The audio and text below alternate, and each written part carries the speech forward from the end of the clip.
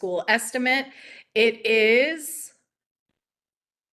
Monday, June 16th at 6:08 p.m. I'm going to proceed with a roll call. Mayor Sheena Collum, that's me. I am present. Councilman Bobby Brown. Here. Councilwoman Jen Greenberg. Here. Alternate, Councilman Steve Schnall. I'm here. Mayor Nancy Adams. Here. Committee Person Dean Daffis. Present. Alternate Deputy Mayor Malia Herman. Here. Board of Education members, Board President Nubia Duvall-Wilson. Here. Board Member Bill Gifford. Here. Okay, please stand for the Pledge of Allegiance.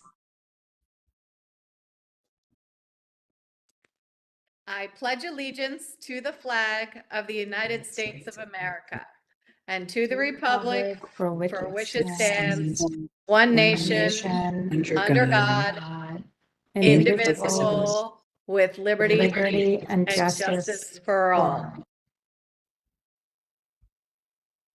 All right, notice of the meeting. Please take notice that adequate notice of this meeting has been provided in the following manner. A, that written notice was sent from the Office of the Secretary of the Board at 11:07 a.m. on June 3rd, 2025. And B, that said notice was sent via email to Maplewood and South Orange Township clerks and the editors of the News Record, Star Ledger, the Village Green, and Tap into Soma. Next up, we are going on to a few discussion items. Before I turn this over to the district, I'd like to remind everybody that there is not formal action or votes being taken tonight. We are having a discussion with everyone, and we welcome everyone who is joining us virtually. Thank you for taking the time to come participate in this very important topic. So I think with that said, I'll turn it over to the district to take us through the bulleted items in our agenda packet.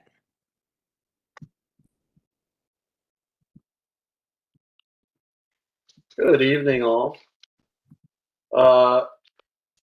Thank you for joining us. We're just going to, Keith, I'm going to work off the PowerPoint.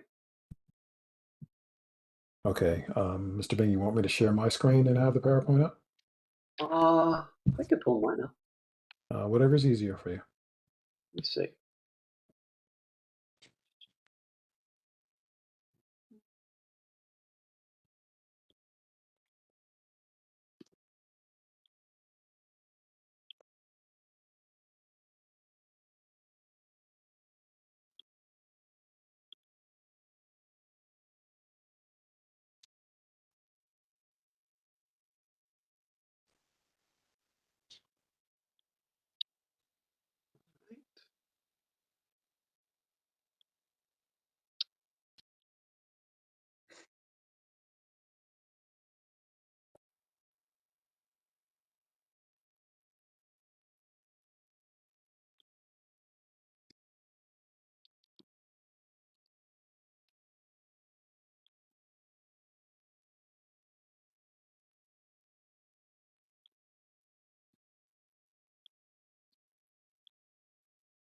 How's that? Are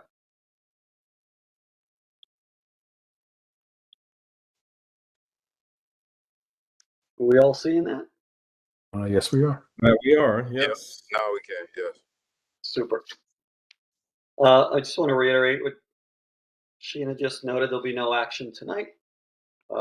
Simply a discussion and a look at proposals. Some of them may be familiar to you, some may not. Obviously, I'll speak for Mr. Moody and myself. All four are not familiar since these proposals have been new to us. I know two of them have been circulating in the communities for some time, but Mr. Moody and myself are quite new to this project. So as noted, we're really looking for conversation and some input around the plans. So I just want to move quickly through them. Richard Field, storied past, bright future. As you all know, Underhill Complex is really our main central athletic complex.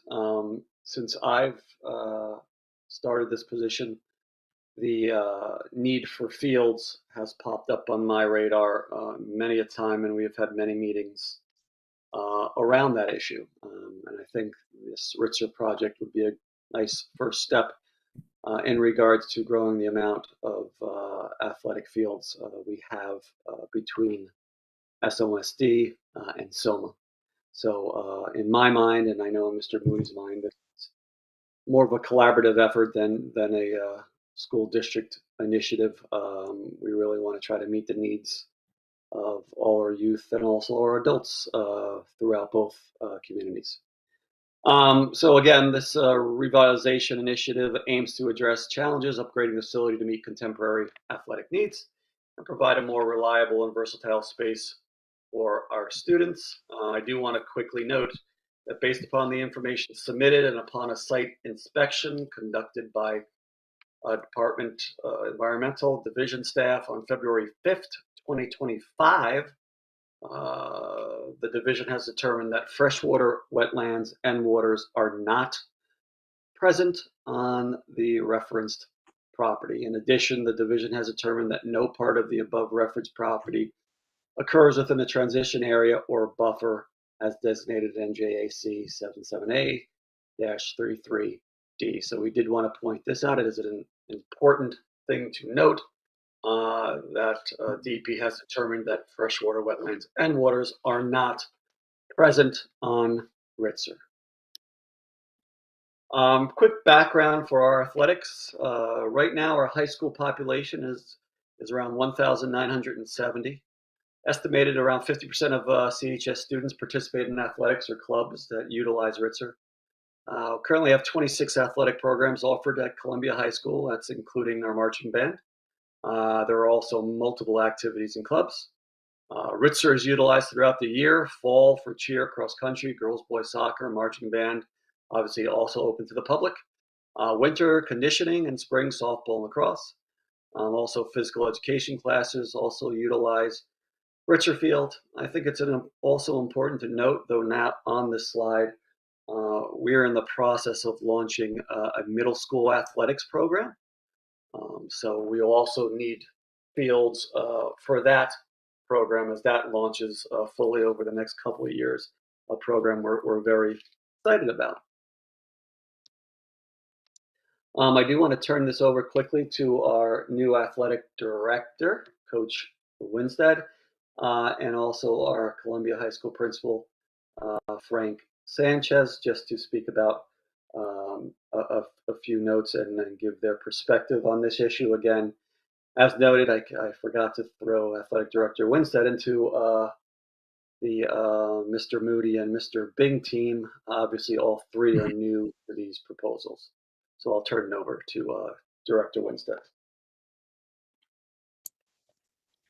Good evening, everyone. Just wanted to thank Mr. Bing for introducing me and also providing the context behind why we're here today.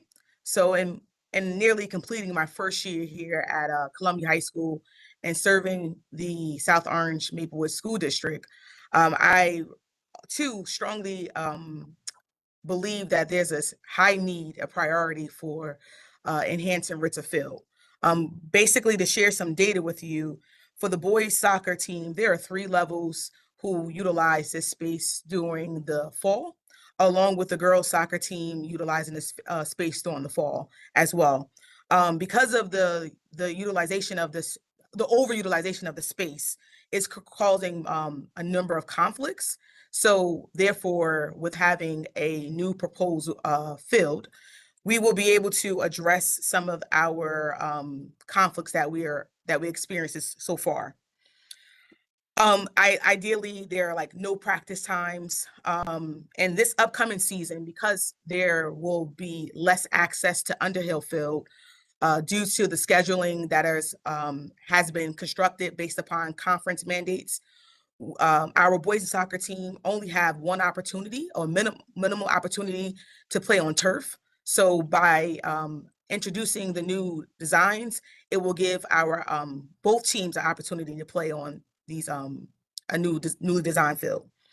Along with girls and boys lacrosse, right now this past season, the girls and boys lacrosse team had to share space at Underhill due to the fact that, i.e., games were in conflict. And there were, for example, the boys had to play and then the girls would have to practice. So with having this newly revived space, we can allow equal time for scheduling and practicing. And then another thing to highlight is our lack of numerous cancellations for our softball team. One, our softball team is off campus for varsity and junior varsity. So allowing with our newly planned designs, it will allow for our girls softball team to be on campus and less cancellations. This year, we had numerous cancellations, which the NJSIA had to extend our regular season playing time because of the weather conditions. So this will help with inclement weather. It will help with the fact that our girls softball team will be able to practice on site. And that's what I have to present, Mr.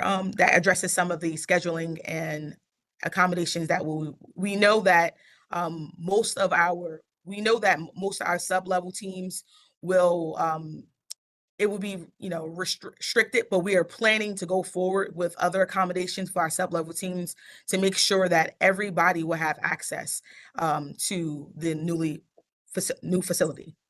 All right. Thank you, Mr. Bing. Oh, you're welcome, ma'am. Principal Sanchez, did you want to say a few words? Sure. I just, I'm not dealing with the sports schedules for extracurricular as Coach Winstead does. However, I will say, if I can speak for the physical education classes, we are definitely at a dearth of field options for our classes. So when I'm creating a master schedule with my guidance department, I can only use X amount of what we call spaces, right? And with I think a new field, especially with a turf field, will allow us to perhaps add an extra section of PE that will give us more flexibility for our students when we're creating our master schedule. Right now, we have just we have outside, we can use the Project Adventure. We can also use the circle around, if you will. There's this asphalt kind of track, and then what's inside it.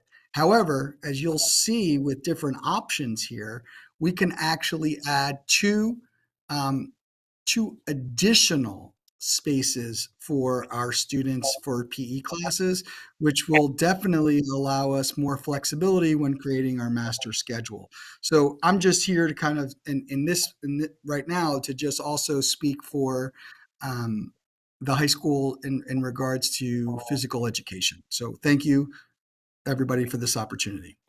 Thank you, Frank. I also want to give our board president, Nubia Deval, some time to speak as well. So I'll turn this over to her quickly.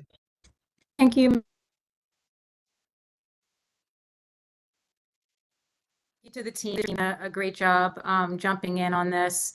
And because myself and board member Gifford have so much history being on the board since 2023, I did want to share just some fast facts on how we got to where we are today and some history of our going to the Board of School Estimate and their involvement. So the items that you're going to be presenting with tonight, RITSR, as well as some auditorium needs. RITSR plans were originally approved by the New Jersey Department of Education and the Board of Ed in 2019. It was funded through a bond as part of the long range facility plan. So I know a lot of this is not new to many of our Board of School Estimate members, but for the community as well, I think it's just important to rehash and remind you how we got here. So the items on the list tonight were on next year's LRFP list that was presented in the April 2025 BOES update meeting. And after that meeting, we realized that these items are urgent needs now for a number of reasons, including a Title IX lawsuit and recent building infrastructure damages in the auditoriums that, quite frankly, could harm our students. So a reminder that when a bond falls short, as it did with our 2019 LRFP, New Jersey law allows our district to go to the Board of School Estimate. And then they get to vote on additional tax levies, which approves the total funding amount requested in tax impact. So legally, the Board of School Estimate does not control which projects the district completes or materials the district uses, but of course they do approve the funding. And so we appreciate the ongoing collaboration we have with our BOs and want to ensure that they have all the data and financial information they need to fund the amount requested, which will be reviewed tonight. So just a reminder, at the end of 2023, the board requested additional LRFP funds from BOS because of COVID-related inflation. That meant there was no more money for RITSR and other LRFP projects, specifically related to Columbia High School. And then in 2024, the BOS resolution for RITSR was not funded. If it had been funded, we would be close to having a completed RITSR field today, which we have an obligation to do as promised to the community. Waiting until next year for the LRFP cycle in 2026 would unfairly delay a field that directly impacts our students. You heard some really compelling feedback from Mr. Sanchez, from Director Winstead, especially our female softball athletes, as well as create hazardous environments for our students in our auditoriums. So to wrap this up, because of a lawsuit, which is public knowledge, and our Title IX requirements, the board and district have a legal and ethical responsibility to close the equity gap for our girls varsity and JV softball teams. And we're doing that by giving them a field on RITSR. This is why RITSR was expanded in 2023 to include a softball field. And you'll see those schematics later in this presentation. Thank you. Thank you, President Duvall. So let's start. We have 4 plan proposals. My understanding is Plan A and B have been shown to the public in previous years before our time. So we'll just quickly review these. Plan A, which again I believe was approved by the Board of School Estimates, is a single turf multi-purpose field for soccer, lacrosse with netting and lighting. Total investment cost, and this is updated from the initial proposal a few years back, is around $3.6 million. Plan B, which I think was referred to earlier in this presentation, was the second version, which was a turf multi-purpose field and 2 turf softball fields. Total investment in this plan would be around $5.5 million. Again, these are all updated costs. Now, Plan C and D are new to the table. Plan C is a turf multi-purpose lacrosse and soccer field, and that is placed next to a natural grass softball field. So as you can see, all the darker green is natural grass, the lighter green is turf. Again, lacrosse netting, lighting. I also put in these costs an irrigation system for the natural grass, which again brought the cost up to around $5.3 million. And Plan D, as you can see, is in the way it's laid out exactly the same as Plan C, except, as you can see by the color, the softball field would also be turf. So in Plan D, you have a multi-purpose soccer lacrosse turf field in addition to a girls softball turf field. The dark green remains natural grass. Again, this includes the lighting. This includes the netting as well. Total investment here is around $5.4 million. These are all in your folder, breakdown of our costs for each of the plans, Plan A, B, C, and D. I won't go over these now. You'll also see in that folder a comparison between Plans C, D, and natural turf in regards to estimated maintenance costs.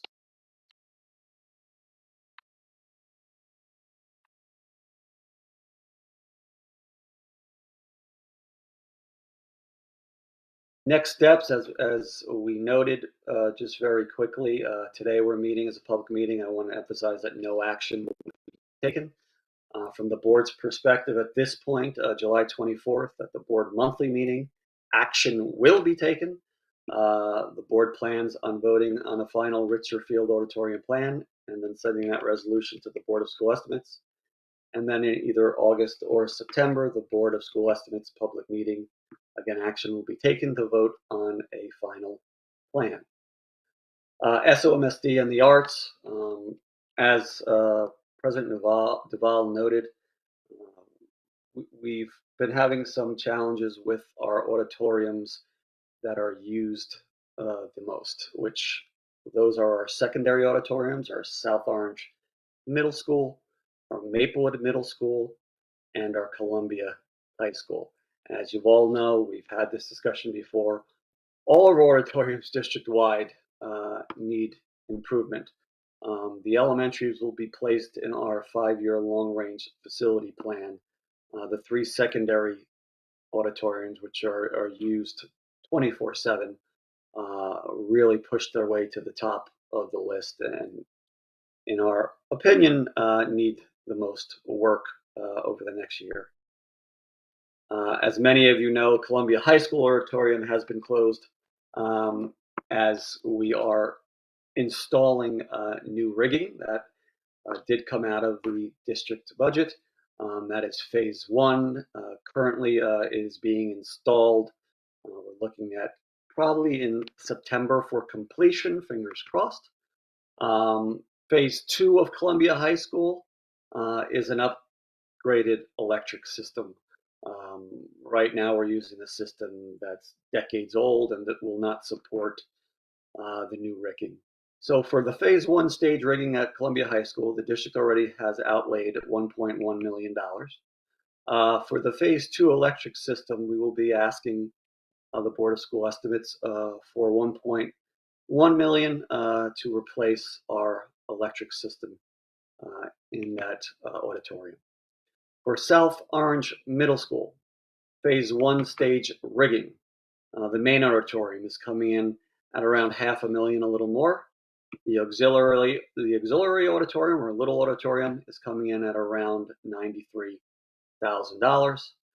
Additionally, phase 2 of that is lighting in the auxiliary auditorium or little auditorium at a cost of around $70,000.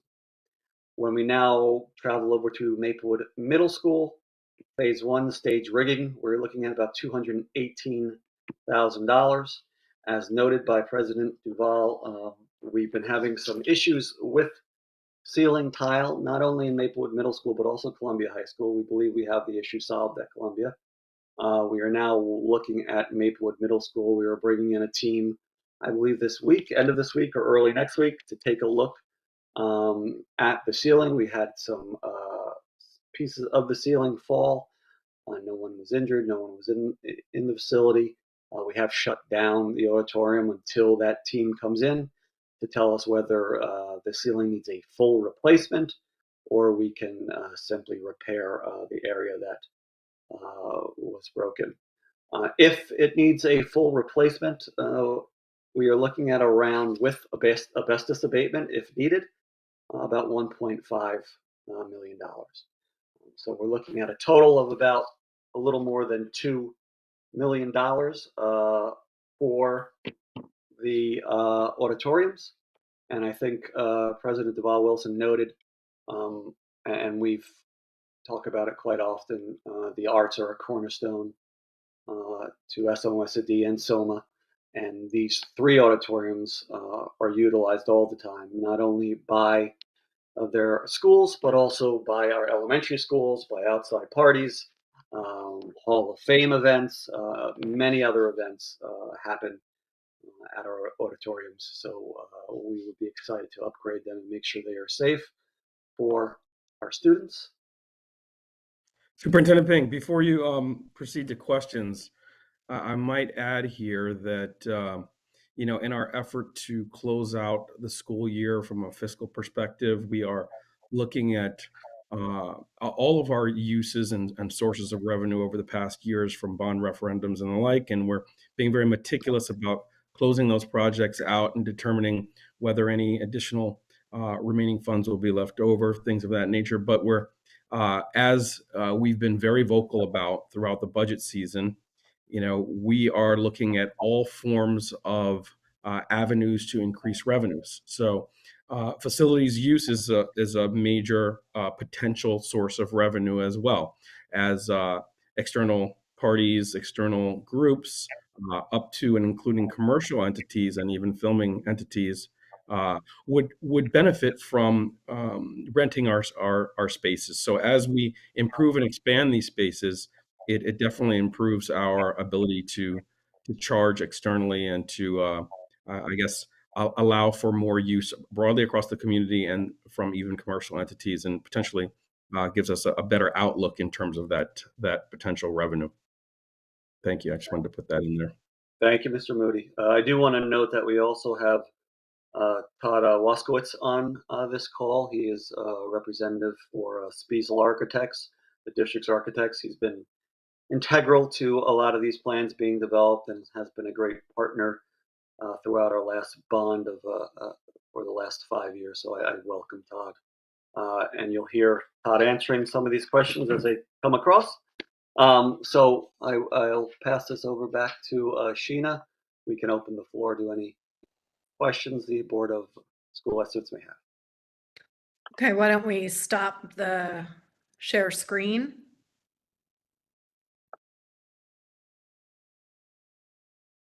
All right, now I get to see all your chipper faces. If you don't mind, I want to start off with Councilman Schnall. For those of you unfamiliar, Councilman Schnall is now the head of our Finance Committee in South Orange. He is replacing Karen Hartshorn Hilton. And in earlier discussions, he had raised some points about the overall long-range facilities plan, where we are with the bonding and additional financial questions. So Councilman Schnall, can you just kick off on some of those questions? Sure. Thank you for that, Mayor Collum. Yeah, my question, guys, I was involved and I came off the board. I was involved with 2019. So when I saw the April presentation and the spreadsheet that showed the various notes per year, it totaled somewhere around, I think, $13 million. About 8 of it was principal, and obviously the complement was interest. But I was curious what I didn't understand, what was specific about those versus the 157 million of the total bonding back in 2019. Was those, have they been paid down? What's the status of them? What's the debt service on a yearly basis? I just was curious why those would have been left off and what was special about that 13 million. Sure, happy to provide some clarity there. Essentially, the 13.033 million was the debt service that is contemplated for the 25-26 year. So that is the combination of the principal and interest to service all of the outstanding debt. And so the outstanding debt, of course, is represented by the first issuance of around 157 million, and then the additional 24 million or so. So again, that's the annual debt service, for all of those bond issuances. Okay, and have you rolled that schedule out for ongoing years? Do we know, are they all maturing at the same time? Is it a cliff, or are they, what's the maturity dates as they go out? Sure.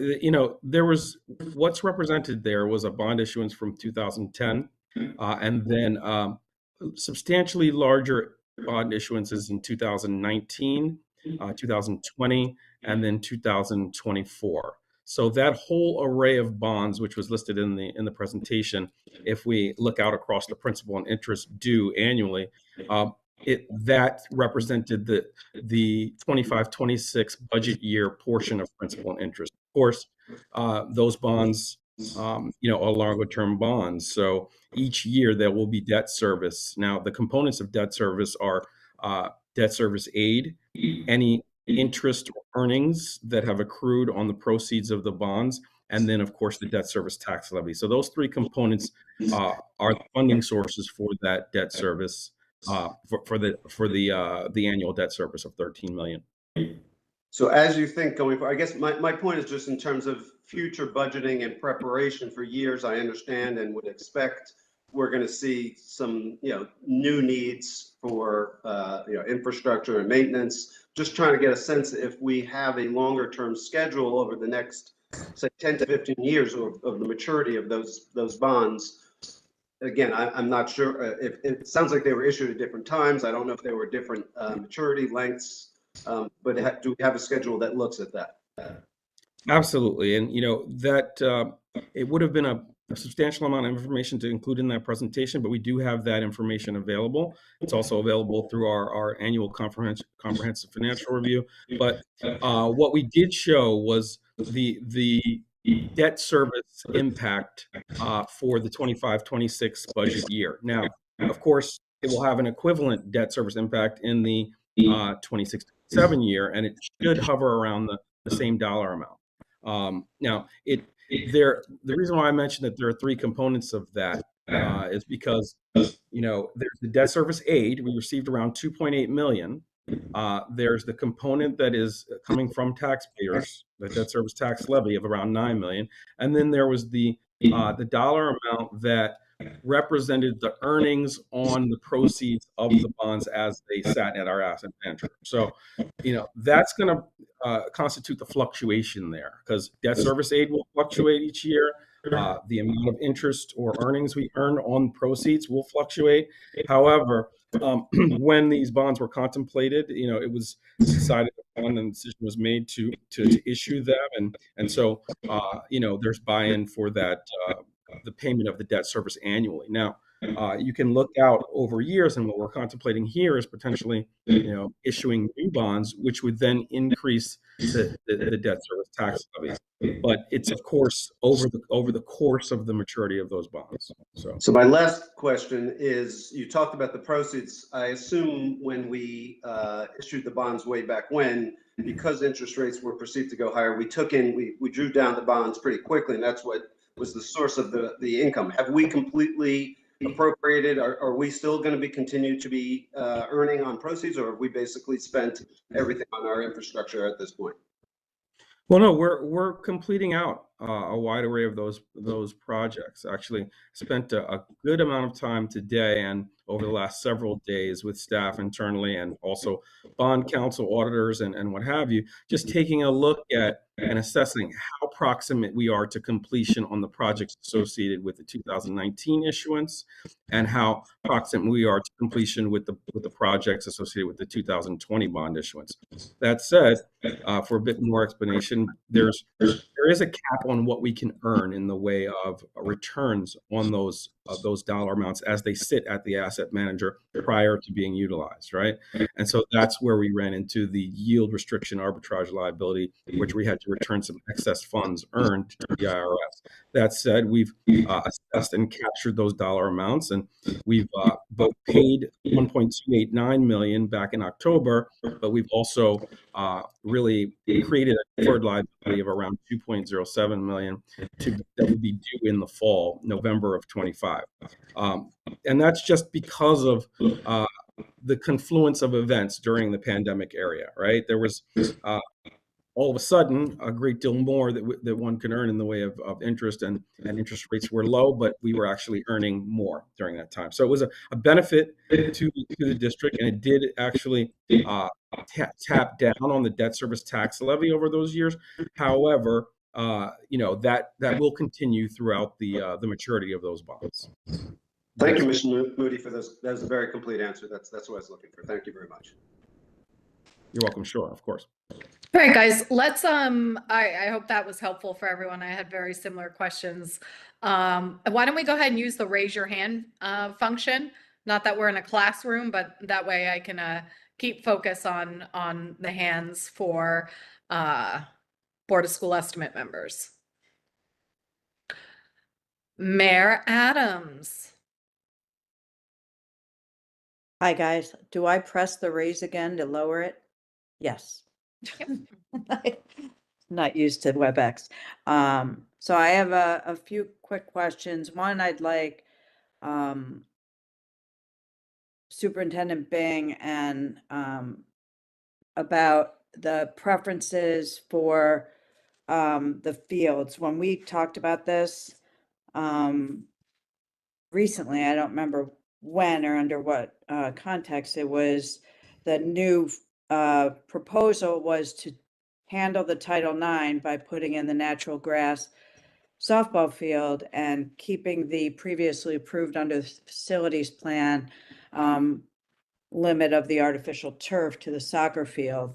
So honestly, I'm a little frustrated that we're relitigating this again because we spent like almost a 6-hour meeting hearing public comment at a previous Board of School estimate where the votes weren't there to artificially turf the whole field. So now we're essentially back there again. And that's pretty disrespectful to the last Board of School estimate that talked about it. So I'd just like to know if the artificial turf soccer and lacrosse field and the natural grass softball field would suffice, generally speaking, for those who are going to, utilize it. And as someone who played softball for some 30 years, usually softball fields weren't really weather dependent, coach, because you don't play softball in the rain. But I defer to you guys to answer that question about usage. Coach, you want to speak on the usage? Sure. So I wasn't at the previous meeting. So I'm sorry. I wasn't there to understand exactly what was discussed. But for one of the fields that was presented one was half lacrosse was turf and the other half was natural grass for the infield and outfield for softball. And then the second one was full turf for the infield for softball, and out there still will be a grass section. So in reference to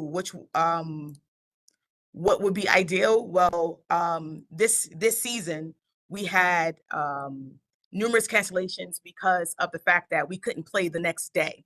So what you're correct, Mayor Adams, that you cannot play in the rain for softball, but because of the fact that the next day we could the amount of rain that did not irrigate out properly, it caused us to have to not have the game and or not have practice. So with being able to, for the water being able to absorb a little faster, it allowed people who do school or districts that have a turf field, they can play the next day and practice in the proper space. So that's what will permit us and allow us to have games on a turf versus turf.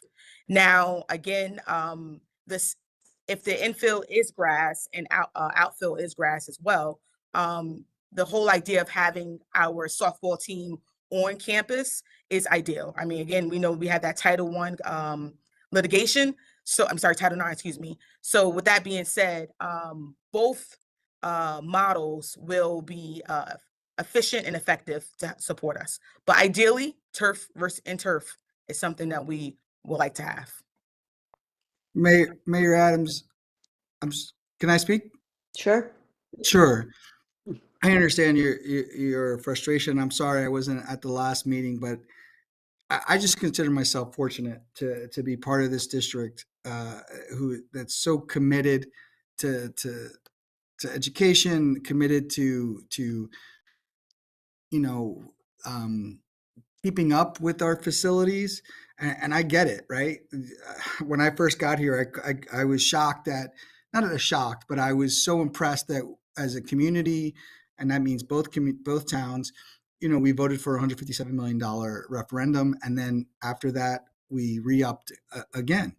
And so I think if Plan B is there, I will be honest, I think Plan B is just to get us to be on par with other districts. Okay. I mean, I think I just want you to just kind of understand that. That's why that Plan B is there. But I understand that might not be where the votes are. I think that might not be where everybody in the community is. But I think that's where most of our that we play have.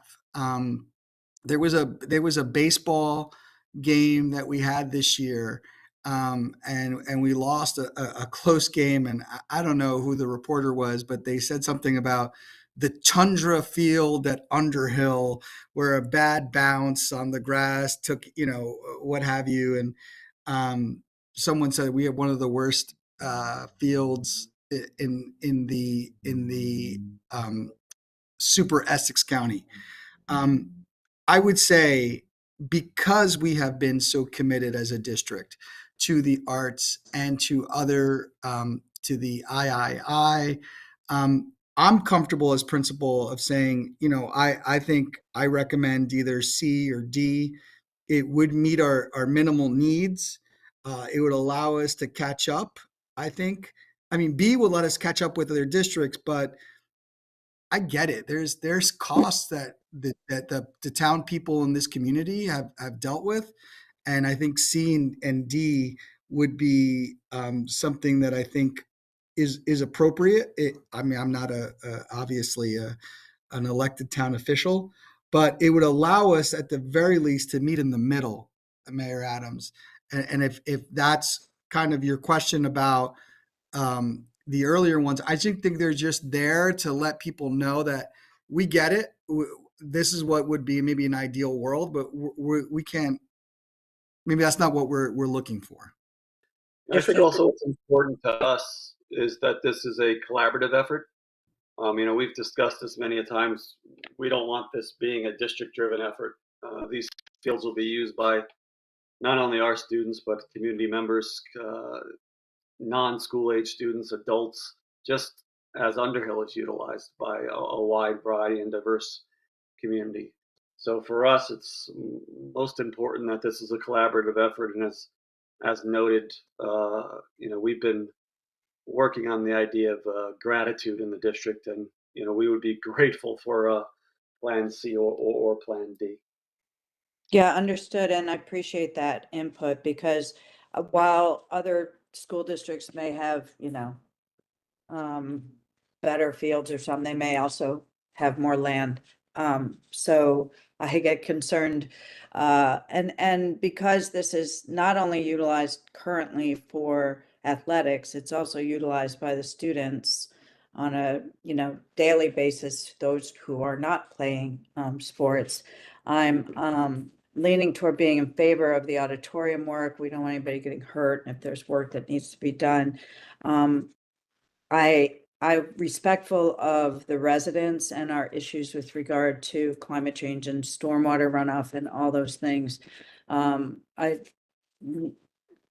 Obviously C is what was proposed not recently, and respected the long-term facilities plan in the original form, and also handles the Title IX without going back into the argument about artificial turf. So I'd be in favor of supporting letters. So, and I'll let others speak for now, so I will shut up. Councilwoman Greenberg, and then Committeeman Daffis. Good evening. I want to recognize the many neighbors who have concerns about the stormwater management, especially as climate change brings more severe storms. So to understand fully and transparently, to get some clear answers on the following questions that have continued to come through the emails. And I thought maybe I could address them here for everybody and see who can answer them. How will the surface water be addressed on the artificial turf? Under normal weather conditions, where will the underground water receptacles drain? And during flash floods, what will happen when the water's receptacles fill up, as they inevitably will? Where will the overfill go? Will the additional drainage pipes be installed below Hickson Place and Valley Street? If so, where will they drain? I think answering some of these questions will help build the trust and ensure that this very important project meets the needs of our students, while also addressing some of the concerns of those that live so close by. So I'm going to turn this over to Todd, as I noted. Thank you for those questions, by the way.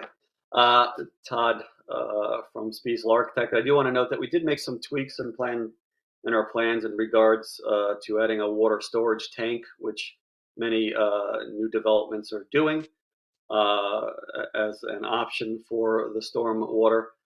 We also want to make a note that, as many of you know, we ran a community action committee model for our budget this school year.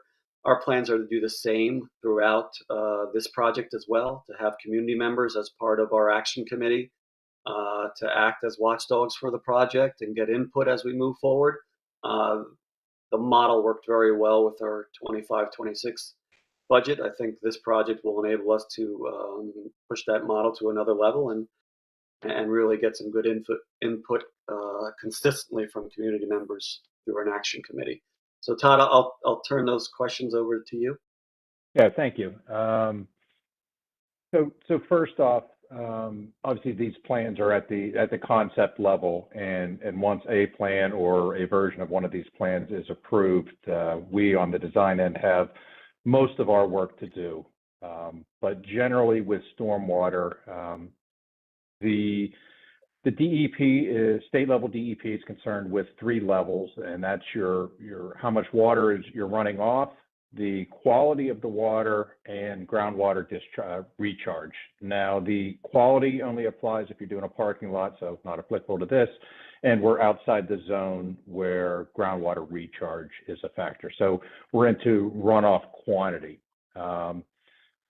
As part of the design, and we may end up with a tank below ground. It may be a series of pipes, and that's part of what our work is to do, and to balance that with the most cost-effective way to do it. But in the end, generally the water will come down. You absorb the water, and then you retain it for a set period of time, and to make sure you're not overwhelming or adversely impacting the balance of the system. So for the calculations of a 2-year, a 5-year, and a 100-year storm, those are certain prescriptive storms and rainfall calculations.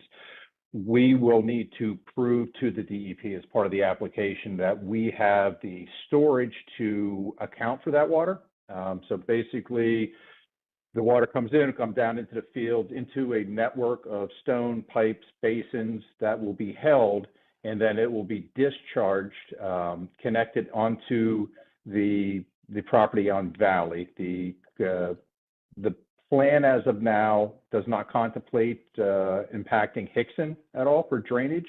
Generally, we'll be moving towards Valley, collecting over the process, retaining, and then there's an outlet control structure. It's a metered flow to ensure that it doesn't overwhelm the system. And the end result will show that the stormwater impact outside of the field is no worse than it is today.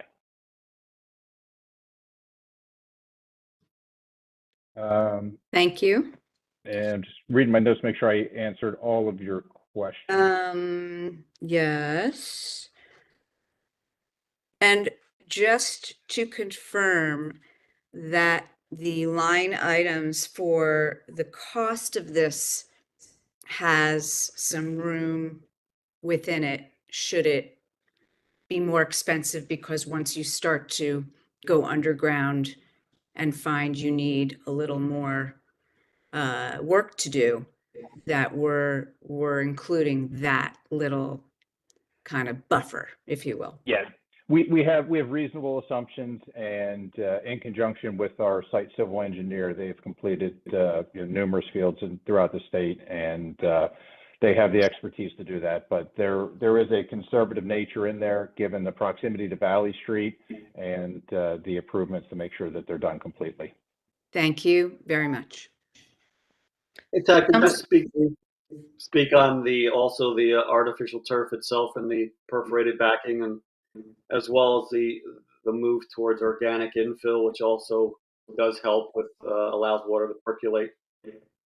Yeah, so in addition to helping offset any heat island effects or heat absorption, there's a general movement exploring different infills on the synthetic turf, from corn cobs to olive husk to various components, and their benefits are generally that they're organic and they're obviously sourced better, they're natural products, and they have a similar playing environment that you may experience with the more conventional rubber infills, but with the connection with an absorption mat, because they do have some downsides to it. So we would have to add another mat underneath the layer, and that cost is included.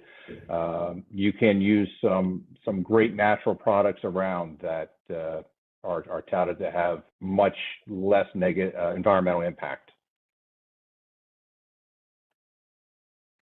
Councilwoman Greenberg, did that answer your questions? I am satisfied. Thank you. Guys, we're on stormwater right now, so before we jump to the next topic, I just kind of want to circle through this a few times with Todd. Hi, Todd. I'm Sheena. Nice to meet you. Pleasure. So, as you can imagine, if you are a resident living on Hickson, this is a big issue, right? We've experienced flooding all throughout the community, and so we're going to hear this repetitive concern about somebody's largest investment, their homes.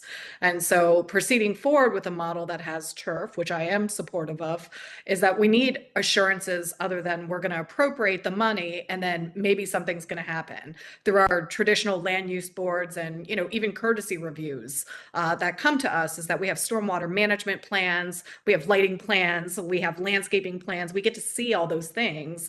But, the request to us right now is allocate X number of money, and yes, we are planning on doing stormwater. So I guess my question to you and to the district is, from this oversight role and in the spirit of cooperation and partnership, is that our residents are the ones that are directly facing this field.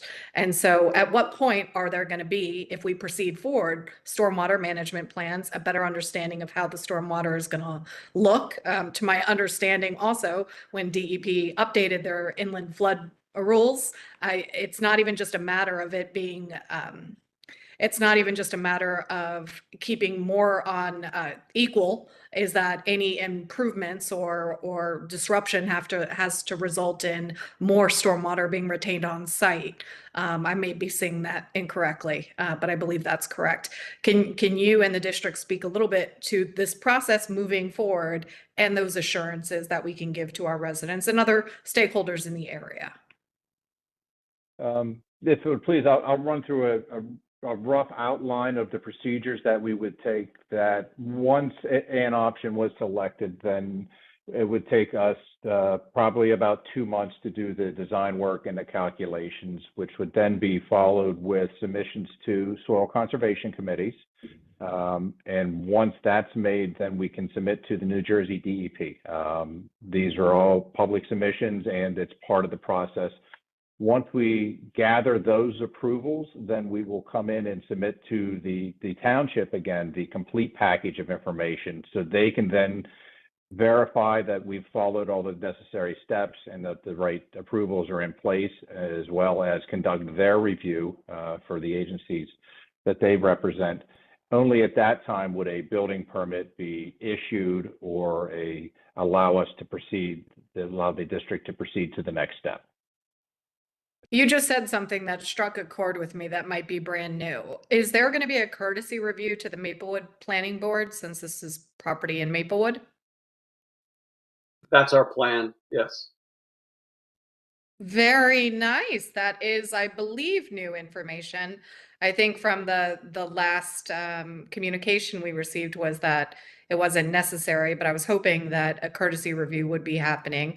And for our South Orange residents who are watching this meeting, Ritzer is in fact in Maplewood, despite the shared interest amongst our residents. So the natural place would be to the planning board in Maplewood. Mayor Adams, were you aware of that? Not until this minute, but it was going to be requested. Ah, fabulous. Especially because of all the issues with regard to the build out. We want to make sure that our engineer is looking at it, and so is our consulting engineer. Yeah, we want to make sure we're as transparent as possible. I think, one thing I think President Nubia, Val Wilson hit on this, and myself, is we want this to be a collaborative effort and not really a district-driven effort. It's going to be used by everyone in the community. So we really would like to make sure this is collaborative. So to that point, and I'm sorry, I see the other hands up, but I'm still going on this line of thinking on how our residents are going to be able to participate in this process. Do you anticipate the same in terms of the lighting plan, the landscaping plan, traffic related studies, et cetera, all going to the Maplewood Planning Board as a part of and I imagine it is a courtesy review. We do, and also as I noted earlier, we will use our action committee model as well with this project. So we will be opening up applications, especially giving special room for our Hickson neighbors to take part in that action committee that will meet regularly to go over the plans and go over the progress, not only at this stage, but also through the build and hopefully to the finish.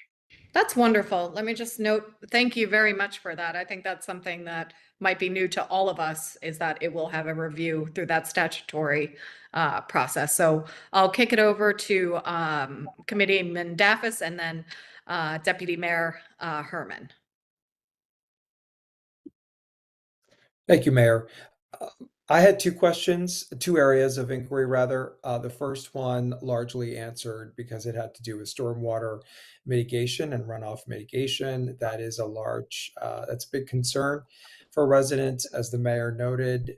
And I think, it's great to hear that there's going to be more work in this regard and that there's going to be a lot of transparency about our process. One quick question as it relates to whether or not the stormwater mitigation expenses are reflected in what we were presented with tonight. Probably not, because we don't know exactly everything that we're going to have to do, right? There is a budget for a complete system, but I can't say definitively today that we'll use all the parts and pieces that we estimated in the final design, but it's reasonable that we have enough accommodations for a complete stormwater management system. There has been some research done by the engineers identifying current flows, current situations. So without going into the hundreds of pages of calculations, they feel that we have a reasonable budget to accommodate it. I see. Thank you for that.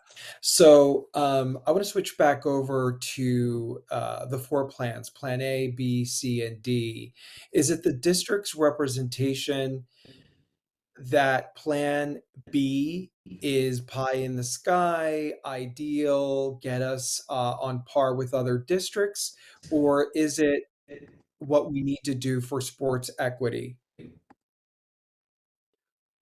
So for us, the Ritzer project is really a first step in the development of more fields across the community. We're looking at future options and working collaboratively with both towns to really explore possibilities. For us, when we went into this, my understanding, as in addition, I don't want to speak for Mr. Moody, but I will in this case, was that Plan A was passed. Plan B that you noted, Dean, was not passed. And then when I came in, I'm thinking, early July, started meeting with some folks. This was put on my radar, and we worked out Plan C and then eventually Plan D. And I think, speaking for the district, Plan C or D will meet our needs currently. However, there is a need for more fields moving forward. That also includes tennis courts and things to meet our athletics. But this, to me, is a wonderful first step. And as Coach noted, and as many of you know, our girls softball team had a spectacular year, making it to the state championship this year. Our expectations are that next year we will be holding that trophy. So not only we'll be meeting Title IX requirements, but also I think giving our girls a well-deserved field where they actually don't have to walk or take a bus to. It'll be right outside the high school, which is very unique for our athletic teams. the majority of our athletic teams have to travel to our sports field. So our girls softball will be in a very unique spot where they can open the door and walk right out to their new field. I would only add actually to that I would regard plans C and D to be just the more comprehensively considered plans with all forces at play, right? With the demand, with the requirements for the Title IX, and with a new, more granular and detailed information about, water flow, and all the information that's come from our continued research. So that's sort of how we have gotten to plan C and D to be, more advantageous. It's also important to note that C and D do not impact Project Adventure. So nothing will need to be moved in regards to Project Adventure. Which was an important item that we kept in mind. Also, we wanted to keep a place where students could congregate. As you know, we have tables out there where students eat their lunch and congregate. That will not be disturbed as well. That will remain. And the beauty of Plan C and D is they actually are putting in a better walkway that is currently used, that will be used by our physical education programs right now. As many of you know, the blacktop walkway that we have at Ritzer isn't the best. Plan C and D will put in a better walkway for our students for physical education. I'd Thank just you. like to throw in there, because Project Adventure, to those of you who didn't have kids go through Columbia High School, I had 5 of different athletic levels, and Project Adventure is beloved by literally every kid who ever goes to Columbia High School, and it's really important, especially for those who aren't on team sports. So I'm just throwing that out there. But we also Mayor Adams, it's a. Go ahead, Frank. I'm sorry. I was just going to say it's an extremely positive program. Mr. Shannon and his colleagues do an incredible job. We also utilize it in our interview process. So that is our last third round of interviews. They have to get through that course in order to be offered a position in the district. Deputy Mayor Herman?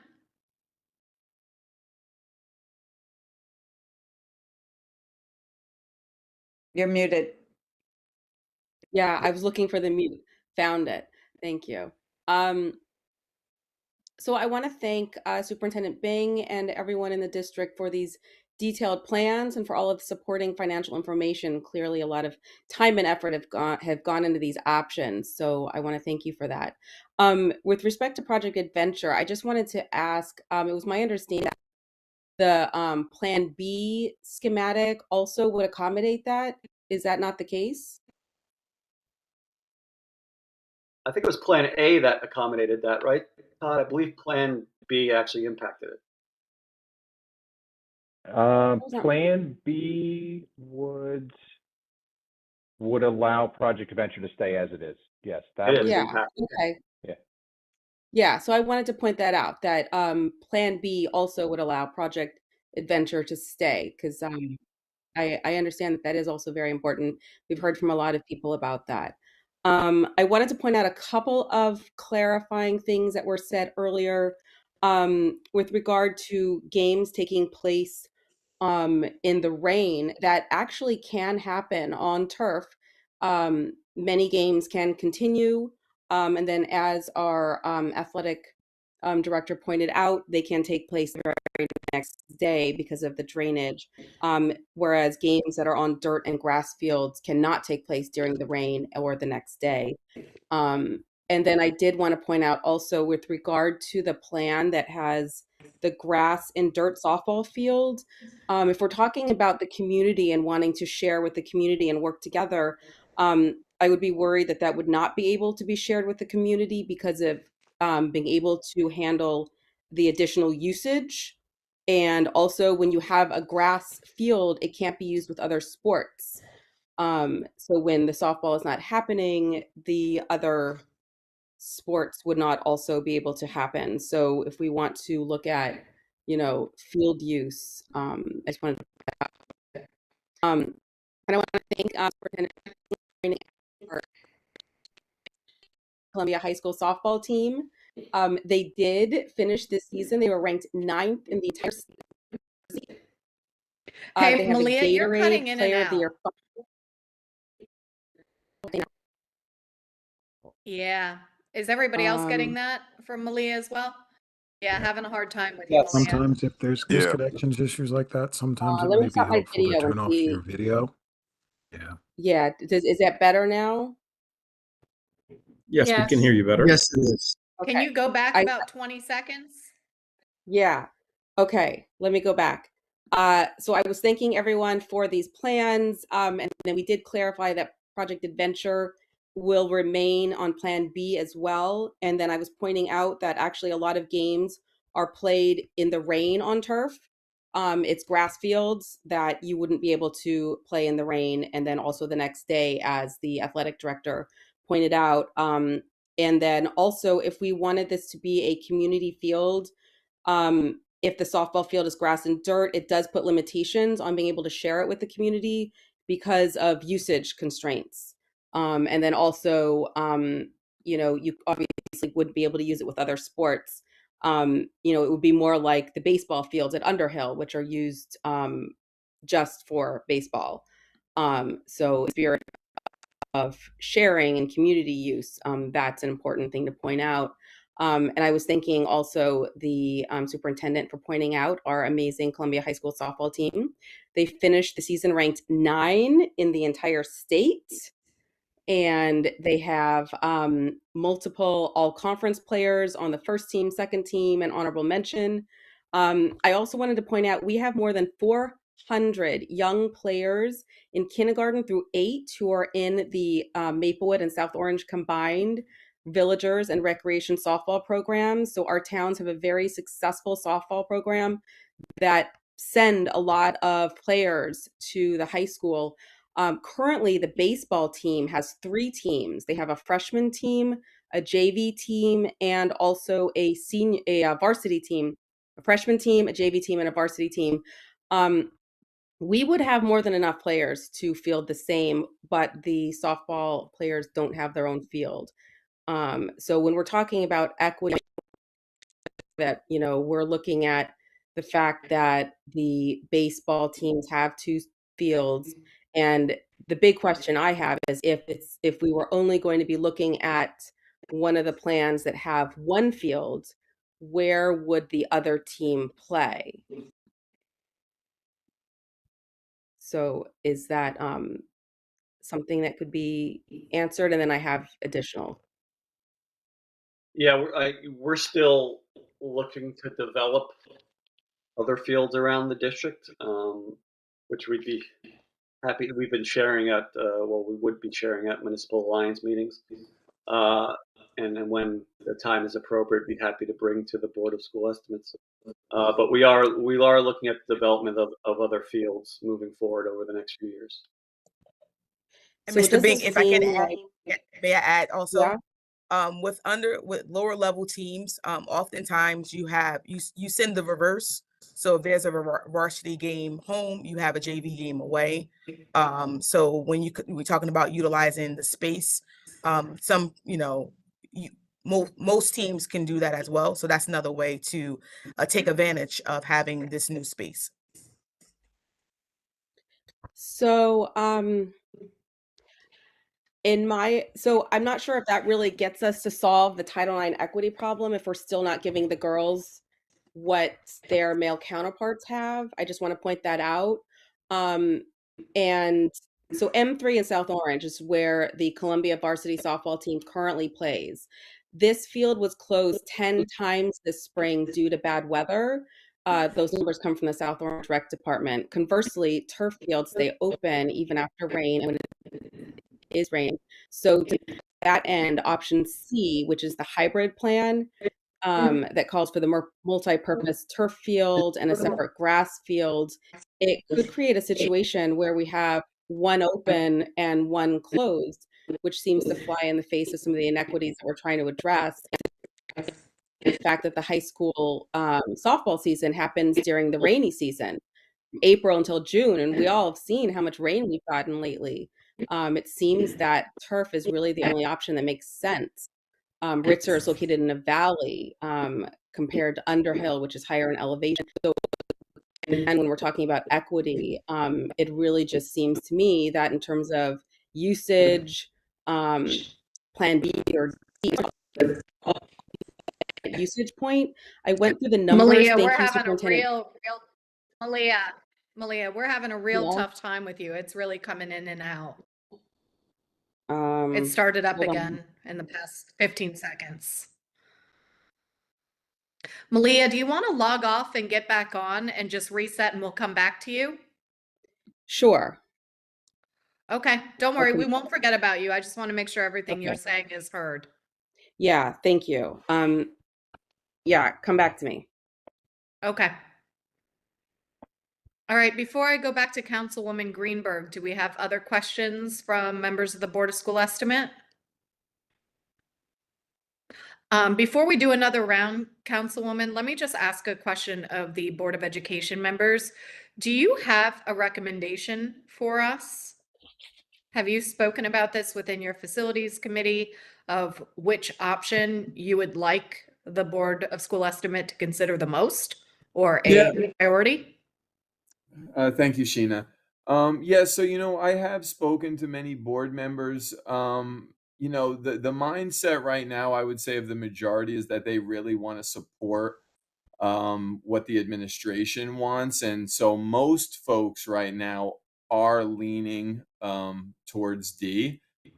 Personally, I like C. I think it's a good compromise to have some turf and some grass, but right now, I would say that the majority is leaning towards D right now. Okay. Board President Nubia, is that kind of your understanding as well from people you've spoken to? Right, D, which is the turf for the softball field. But I will say that that we do have board members who are concerned about having more than one turf field or more than one field on Ritzer. To Malia's point, making sure that there's enough playability and that there is equity there. But Bill is correct that he's been the one receiving all of the feedback as FFT chair, and so that is what he's been getting. If that's what he said, but I did want to point out that we have had discussions. I did join FFT 2 months ago. I don't even remember when that was, and we did listen to Director Winstead discuss the JV versus varsity. If two teams were, if varsity and JV opposing teams were coming to our fields, stopping at Ritzer and then stopping at Underhill, if they had to have 2 stops versus 1. So those are topics that we have discussed in FFT. Yeah, and I don't know if it's worth mentioning, but I just think that we've kicked the can down the road too long on Ritzer. Personally, I am not a proponent of turf. I fought against turfing D Hart Park, but as an elected official, I know there are times we have to compromise in order to make progress. And last year, we were unsuccessful receiving the funds we needed to complete the Ritzer plans from our last BOS request, but we do appreciate receiving the funds that we did. But this is a collaborative effort, and we just want to provide our girls, our girls softball team, some fields to play on. I'm going to go back to Deputy Mayor Herman, and then I'll come to you, Councilwoman Greenberg. Hi, thank you. Can you hear me better now? Yes, hopefully. Okay, good. We think it may have been too much Wi-Fi being used. So, I'm not sure where to start back up. Because I'm not sure what was heard. Malia, we got all the way up to your point about equity and having the 2 softball fields available rather than just the 1. Yeah. Okay, now I'm looking for, hold on. This is what I'm looking for. All right. So I wanted to thank Superintendent Bing for providing all of the stats. and point out that if we're for a turf field, we would have 3,000 hours versus 1,900 and 800 hours for grass. So our students would clearly, as our athletic director pointed out, get more usage from a full turf field. And if you look at the maintenance cost per hour, it's really quite dramatic. We're talking about $13 per hour for turf versus about almost 100 hour for grass. So taxpayers would get significantly more value for their tax dollars from a full turf field. Not to mention that there's the concern about whether or not future BOEs would be able to continue funding what's properly needed to properly maintain a natural grass field. And then we also should, I'm not sure if this part came through, that M3, the South Orange field that the Columbia varsity team currently uses, was closed 10 times this spring due to bad weather. So in addition to down days for grass and hybrid fields, we should also consider how many days the fields will be closed for bad weather. So a multi-purpose turf field and a separate grass field could create a situation where we have one open and one closed. And then I'm not sure, again, if this point came through, but I was pointing out that softball happens during the spring from April to June, which is the rainy season. So with that, I believe that turf. I basically am saying that Plan B, I think that is absolutely what we see other towns have. And I think that we shouldn't sell our program short. As Superintendent Bing pointed out, our softball team it's one of the jewels of our how well done. And we have kids playing softball from kindergarten on up and looking forward to playing in the high school. And for them to be able to have a field to look forward to would really be quite it's if we want to address the inequity issue, we need to stop stalling and do what we promised the softball community and our female athletes a year ago. And as far as I'm concerned, option B is the way to go. And as one resident wrote to me today, she said the turf complex at Ritzer is an investment in our students and equity. Sports team are a space where students from different backgrounds or in different academic programs meet, work together, learn life lessons, and create lasting friendships. And the turf complex will be an outdoor classroom that is an essential part of our school's facilities upgrade. So let's not scale back what was promised. Let's do this one time and let's do it right. Let's build a sports complex worthy of the hardworking, determined, strong female athletes that attend our high school. Thank you, Malia. Going back to Councilwoman Greenberg. Thank you. I am looking at Plan B and I am asking a question because I don't know the answer, and that is, where do the current field hockey teams practice? That's listed on here in Plan B, and it's not listed anywhere else on any of the A, C, or D. So I'm asking because I don't know where the female field hockey team practices and plays their games. The female field hockey teams practice and play their games at Underhill. Okay. And so they share the field with, what the coaches do is they just share the whether it's the grass fields for practices that are out there, like what is today the baseball fields in spring, but in the fall, right? They share that, or they share the turf, but then games are always on the turf, correct, Coach Winstead? Sorry, let me just add to it. The freshman team plays their games on the grass only, and varsity and junior varsity play on the turf all the time, practice and games. And again, because I don't know, is field hockey in the fall or the spring? Fall. Okay, thank you. You're welcome. That was my question. All right, any other questions from members of the Board of School Estimate before we move to the attendees? Okay, seeing none, and then we're going to circle back. All right, to the Board of School estimate. We're just Sorry, gonna go Mayor. now to the attendees. Yep. Sorry, Mayor, can I squeeze one in real quick? Yeah, absolutely. The spreadsheet showed the expenses for maintenance and other things for the fields over a 24-year lifespan. But artificial turf field replacement seemed rather low in the estimates.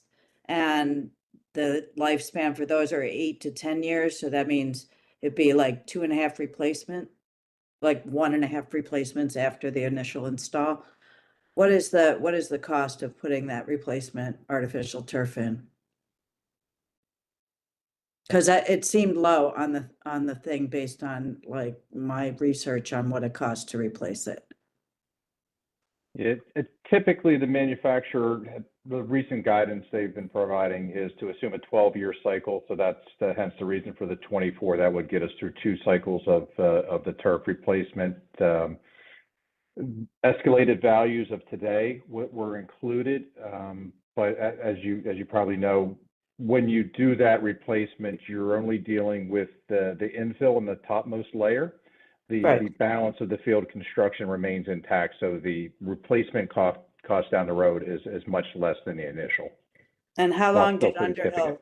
How long before Underhill was replaced? Wasn't it like 8 years? Anyway, food for thought. You know, if whoever does want to answer or can't answer right now, that's fine. Okay, so we are going to move on to the attendees.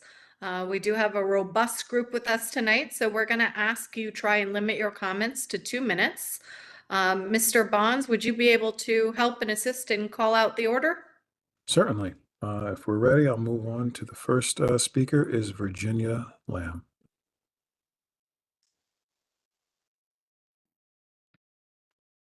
Hi, can you hear me? Yes. Okay, great. Hold on one second. I'm just doing all these buttons. So hi, good evening. My name is Virginia Lamb. I've lived in Maplewood since 2003. My kids both played sports here throughout the years, and Project Adventure was a really important part of my youngest kids' experience at Columbia. So there's obviously been a lot of effort put into these plans, and I understand, various turf elements and all at costs of multiple millions of dollars. And while I understand the need to address the sports teams' needs, I'm frankly pretty astounded at the casual way that spending these quantities of money is discussed, and the way that attributes of turf that are promised by turf companies are accepted at face value. The more that I've learned recently about turf in recent years, the more I understand that it's really not the right approach, and it's far from a silver bullet. We have these grass fields in our communities that get zero maintenance, and then they're criticized for being deficient. This would be like starving a dog and blaming it for being skinny. These fields are used as athletic fields, but they are not managed as athletic fields. On grass fields, playability is directly related to maintenance, and well-maintained grass can be played on during and after rain.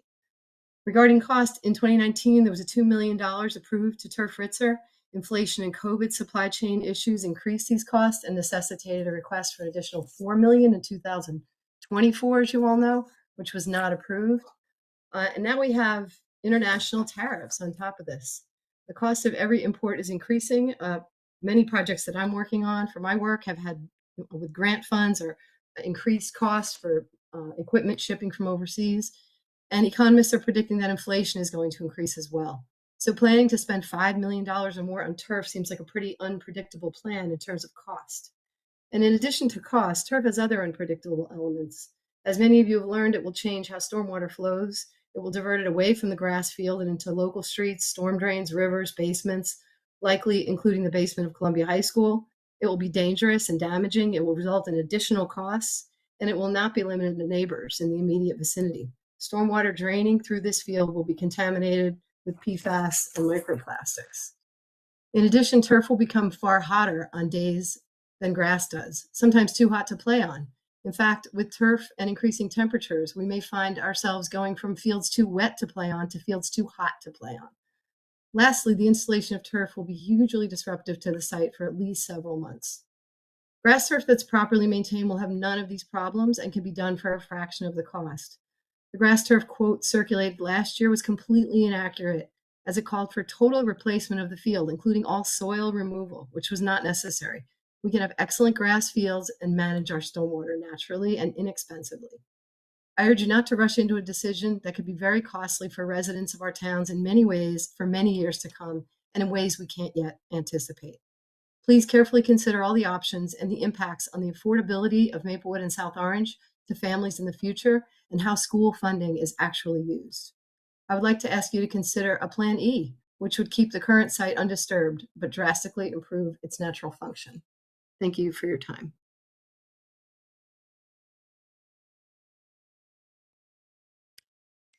Next speaker, please.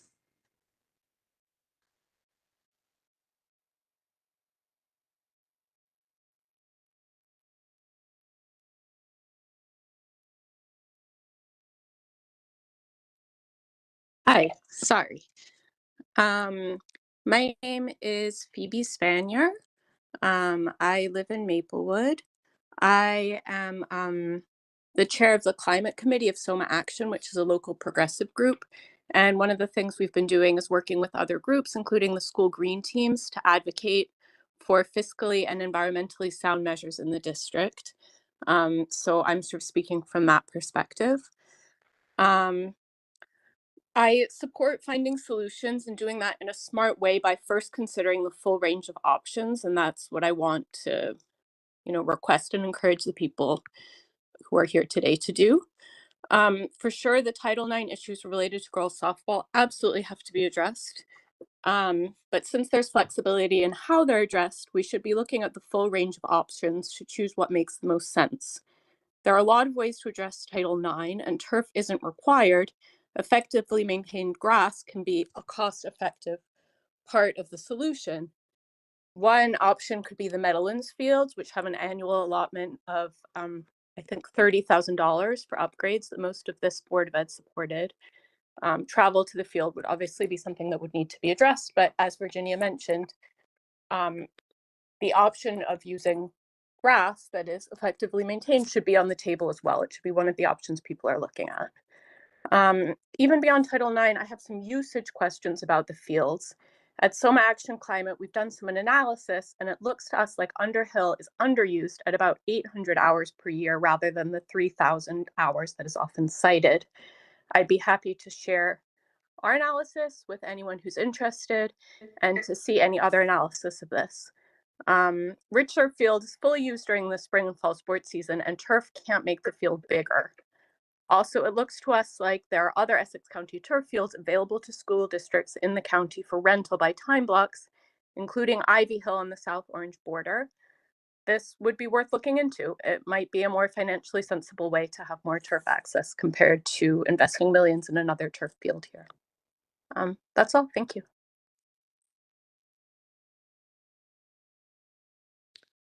Next speaker, please.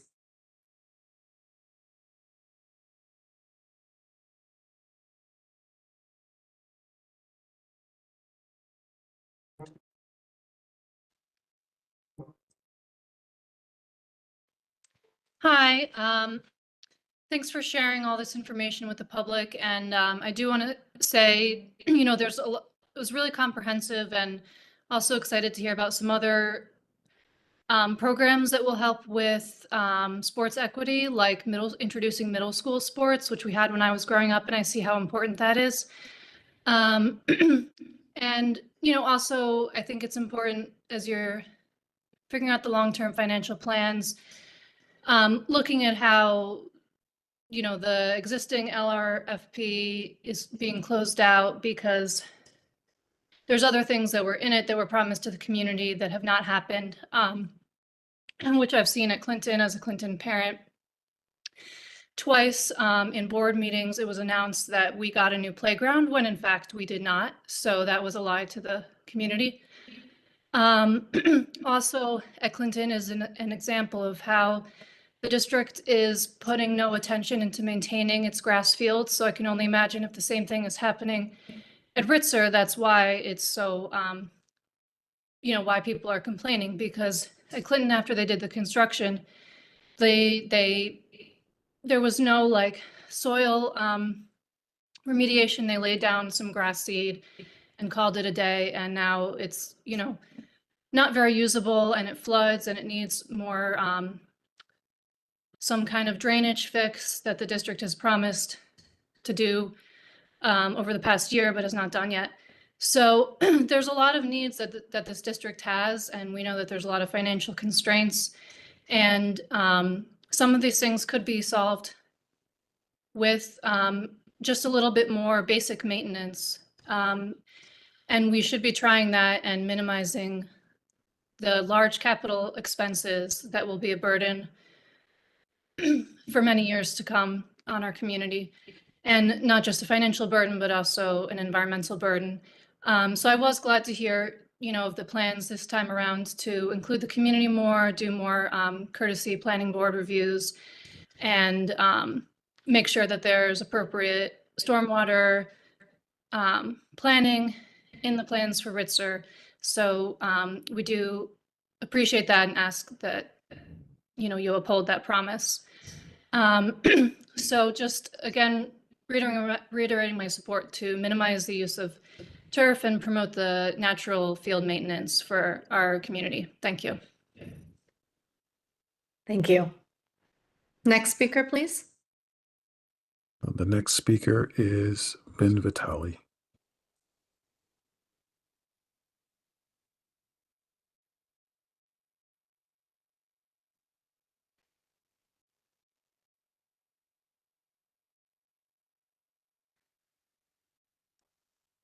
Mr. Vitale, you'll need to unmute your microphone.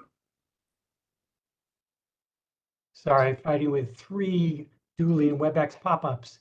Good evening. Lovely conversation so far. Thank you for the opportunity to speak. I didn't speak on this issue initially in 2019 or when it came up in the community about the heart or at the previous Board of School Estimate meeting. I used to actually be undecided and neutral on this issue, which probably surprises you because you all know me as having a lot of strong opinions about things, including especially environmental issues. And I acknowledge that there's a problem here that definitely needs a solution. I have a few ideas I'll run by you another time, and I've heard lots of other good ideas tonight. But there are really 2 things that changed my mind, and I'm not neutral anymore about artificial turf in our community and for the school district. The key thing is really the advancing science on microplastics and to a lesser extent PFAs, which are polyfluoroalkyl substances. And the other thing is the growing list of towns around the world that are pumping the brakes on artificial turf, either by banning it or putting moratoriums in place. The science is very recent and it's evolving fast. It's so new that there have been significant developments since the Board of Education voted in 2019 to install turf at Ritzer Field. Some participants in the debate are trying to say that this decision is kind of already made. We just need to figure out how to pay for it. That's true. But there is still a chance to do the right thing. And I think we need to figure out what that right thing is. It's not that clear.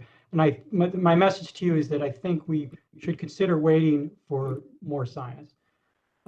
So about the bans, the European Union in 2023 banned microplastics, which includes crumb rubber infill, which is used in artificial turf. The Netherlands is phasing out artificial turf by 2030 due to cancer risks and environmental concerns. Boston, Massachusetts, closer to home, has a moratorium in city parks since 2022 indefinitely, and their justification was PFAS. Millbrae, California banned artificial turf in 2023. Sharon, Massachusetts has a moratorium. Wayland, Massachusetts has a moratorium. Oak Bluffs, Massachusetts, and Martha's Vineyard has a ban permanently. Westport, Connecticut has a ban on crumb rubber infill and is now considering banning artificial turf permanently. Concord, Massachusetts has a moratorium since 2022 and that goes until 2027. They're waiting to see the science develop. The list goes on, I'll stop there, but as you can see, this is really fresh stuff. And so that's why I think we should reconsider recent decisions. Even the Sierra Club opposes synthetic turf. They are a very moderate organization. I have some other questions, like what is the plan for the 200 plus tons of synthetic turf at the end of their life? Have you estimated the dollar cost? Probably you have, but we should make sure that's the case. And then have you estimated the environmental cost? Because the story on that is not so good. Organic infill mentioned by, I'm sorry, the consultant, very interesting. We need to learn more about the published science on health and environmental impact of that, because the crumb rubber really is the biggest problem. We also need to check in on the increased costs that you mentioned, which I'm sure will be present. But yeah, let's give cork and coconut shells and corn husks and everything a chance. There are still PFAs in the fake blades of grass, but let's look at the levels. Are they parts per trillion, or are they more? Are they real? Are they mostly in the manufacturing, or are they actually leached out? So we need ideally a mature product, and we need peer-reviewed research. So I'll just finally very briefly touch on the health issues. I think other people have talked about Hey, that. Dan, your 2 minutes is up. If you could wrap it up, that would be great. I'll try to do that. I plan for 3 since that's what we usually have, but I'll just very quickly, and I'll follow up with an email as well, since that's probably more useful to everybody. Well, also I'll leave the health stuff out altogether. Then I'll put that in an email. But in conclusion, I just want to talk about the Title IX issue. I'm kind of troubled to hear that come up again. You know, I understand this is complicated because boys and girls play different sports. But going to the extreme of invoking Title IX, I think, is insane. It's time to reconfigure our existing sports facilities so that we're not negotiating at the, barrel of a gun. And once that's involved, we can totally meet Title IX regulations that way. This district does way too much under the threat of litigation. Do you want us to roll out the National Resources Defense Council and sue the district over that? No, we don't operate that way, right? And it's unfair of proponents of synthetic turf to operate that way. Yeah. Great, thanks, Ben. Anything additional, feel free to email to us or the board secretary, and it'll be distributed out. Mr. Bones, I want to be consistent with all the speakers. Is there a way that we can pull up the timer so that they can see? Yes, I'm going to try to share my screen on another device to have a timer present. Oh yeah, I see a little box up here now that says timer, but it's still gray. Thank you.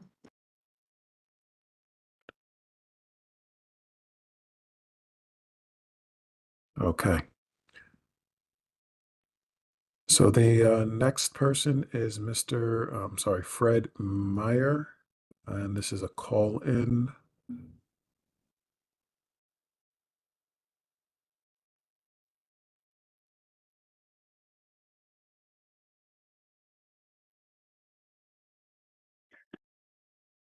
Hi, how are you? I'm just figuring I'm on the phone here, so I'm just figuring out the controls. We can hear you.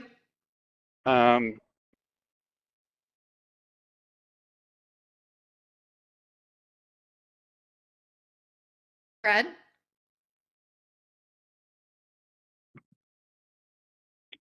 Okay, sorry about the delay there. Just trying to get everything set up so I can do this while I'm mobile.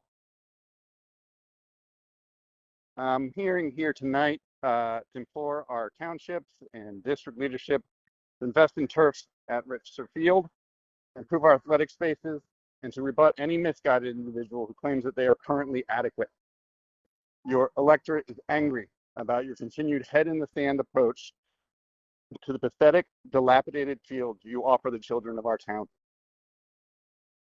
Perhaps you've seen pictures taken from an angle that makes them look green and covered in grass. Perhaps you have not actually walked on these fields. Discover that they are potholed with dirt, bumpy, dangerous to the ankles and knees to run on, and frustratingly difficult to play on, especially when the grass isn't even kept short enough. There's no way you could try to play on these fields like Ritzer, Borden, Maple Crest, or DeHart, and feel like we are providing our exceptional athletes with fields that match their ability and ambition. We are a town full of high caliber young athletes who are made fun of by visiting teams for the fields we play on, and parents who have to apologize to visiting teams for the unplayable quality of the fields we offer. Don't just visit these fields and note, yes, there appears to be grass, must be okay. Try to run at top speed across the field. Tell me you felt safe doing so. Go ahead, roll a ball and see how it's bounced around by potholes or just plain stops. Our kids deserve better. Anyone like Maplewood Mayor Nancy Adams, who waves her hand dismissively and tells us her kids played on these fields, therefore somehow they must still be in good shape, and that is somehow supportive of athletics, kidding herself. We know the truth, and we want to vote you out on this issue alone. I'll close with the story of a young soccer player who all season strove to score a goal. Tried so hard, even though he was a bit small for the competition, but he never stopped trying. We all rooted so hard for him. Then one game, he was exactly where he needed to be, in front of goal, unmarked. The ball got free from the corner, headed right towards him.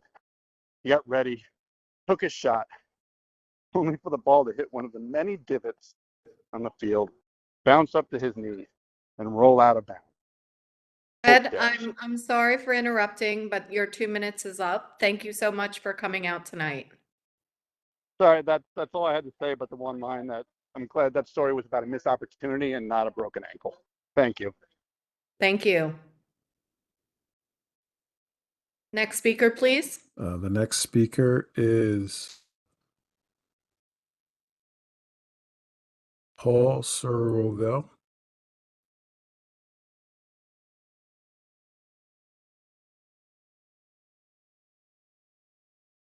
Can you hear me? Hi, Paul. Yes, we can. Great. Okay.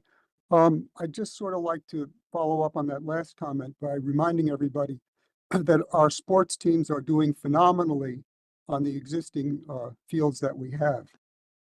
I'd like to provide a little more context about artificial turf from the Mount Sinai Children's Environmental Health Center. The center is the preeminent organization studying environmental impacts on children's health. Here's what the center says about artificial turf. Quote, "We strongly discourage the installation of artificial turf playing surfaces and fields due to the uncertainty surrounding the safety of these products and the potential for dangerous heat and chemical exposures. In addition, recent studies demonstrating the presence of PFAS and microplastics in these products raise significant concerns for both human health and environmental contamination." It's well, this is, and that's end of quote. It's well established that the PFAS forever chemicals and microplastics in artificial turf, and by the way, they come from the blades. So, excuse me, even if you're eliminating the crumb rubber, there's still PFAS and microplastics that are being leached by artificial turf. It's well established that the microplastics and forever chemicals leach into the water supply during the turf's active life and after it's dumped into a landfill. If you follow the news, you can't miss the growing alarm about PFAS and microplastics moving from the water supply into our bodies, creating serious long-term health risks. Artificial turf makes this worse. I have a few other things which I'll email to you. I was going to quote Congressman Sherrill, who made a very strong statement, not about artificial turf, but about the serious risks to health and the environment from PFAS.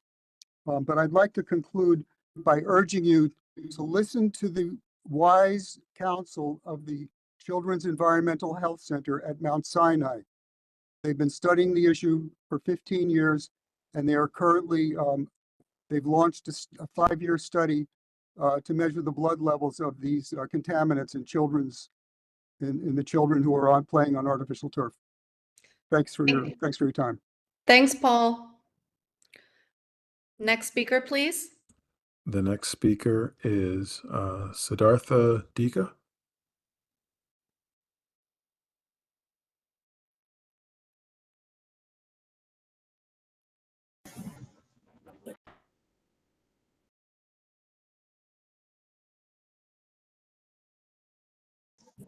Hi, can you hear me now? Yes, welcome. Hi. Thank you so much for the opportunity to speak tonight. I'm a Rixon, I live in Hickson, and I'm a neighbor to Ritzer Field. And I just want to echo my concern that about just, the placement of artificial turf and the plans that are going forward.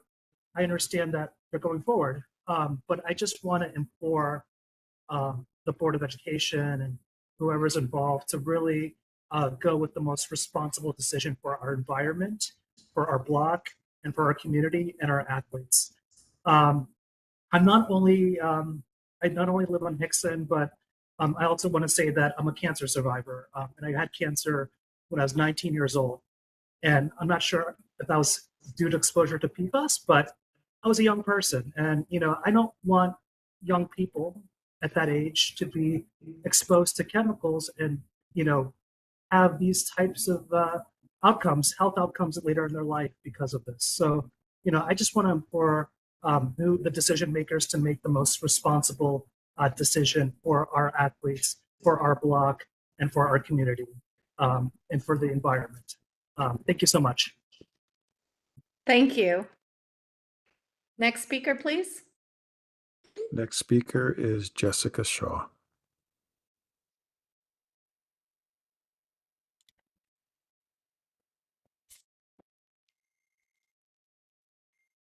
Hello, everyone. Can you see me? Can you see Ritzer Field?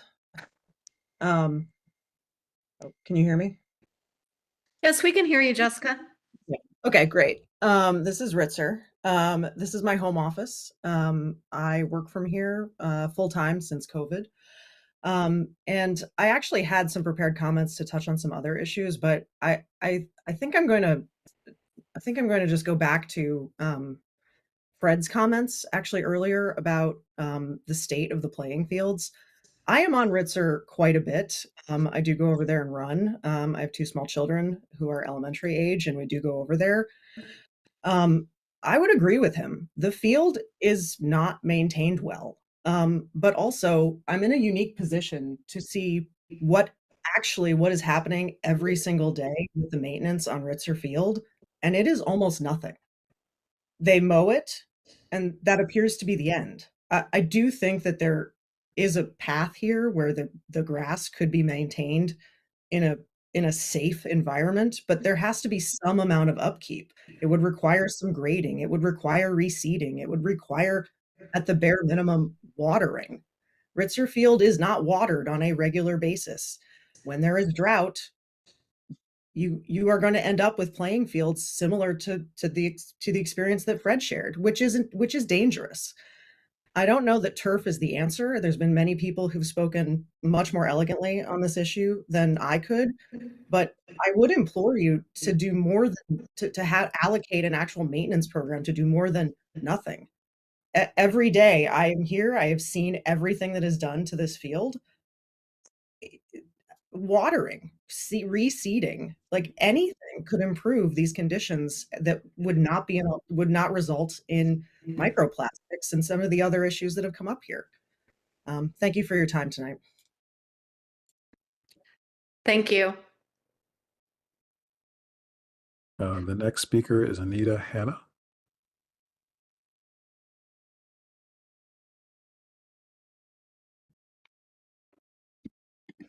Hi, everyone. My name is Netta Hanna, and I live at 53 Hickson Place. Thank you so much for giving me this time to speak. My house, like CHS and Ritzer Field, lies at the bottom of the hill that runs into Valley Street. Adding impermeable turf to Ritzer will directly impact my house, my family, and my financial security.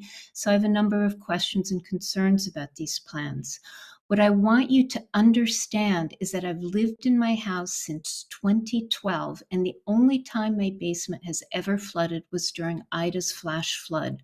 The water just poured in through my utility sink, and for hours, my little daughters and I pushed it into my sump pump with brooms and buckets.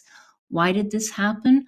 Well, it happened because Ritzer Field was overwhelmed by this incredibly intense flash flood, and the water had nowhere else to go. But other than Ida, I've lived through storms and superstorms and hurricanes, and my basement has stayed dry as a bone. That's because the much maligned grass and dirt of Ritzer Field absorbs massive amounts of water. Will a field of impermeable turf with who knows what kind of underground piping and reservoir system be able to absorb at least as much water as the field does now? We know we'll be getting more violent weather like Ida due to climate change. The more impermeable turf we have, the more my house is at risk. And how can the flooding of Hickson Place not be considered? It's your fiduciary responsibility to ensure that any plan is properly designed and that the needs and homes and concerns of your neighbors and constituents are not imperiled by the plans you approve. Thank you again for giving me this time to speak, and I really appreciate all the concern and work that goes into this. Thank you. Thank you. The next speaker is Ida Langshow.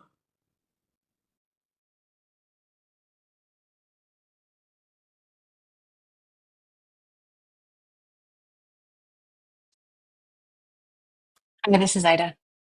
I'm a mother of a middle schooler, an elementary schooler, and a coach in the Cougars soccer club.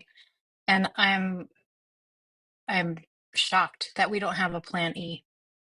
Based on what Virginia said, based on what Phoebe has said, based on all the data about PFAS chemicals, and knowing what volunteers from the community have done to Ritzer to put compost into the field to make it more playable and greener, which has had a great effect. But the fact that there is no maintenance on that field is just, that is where Todd's point comes into play, that shame on all of us for not putting the money into maintaining grass fields. That is clearly the way to go here, and that there is no plan or evaluation for what that's going to take and how many hours of play we actually need between Ritzer and Underhill. That is underutilized, according to what Phoebe said.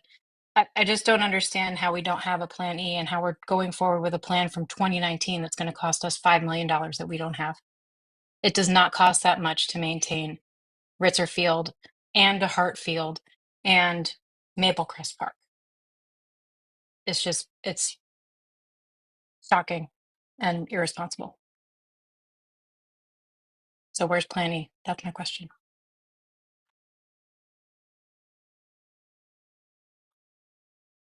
That's it. Okay, thank you. Next speaker is Jonathan Poor.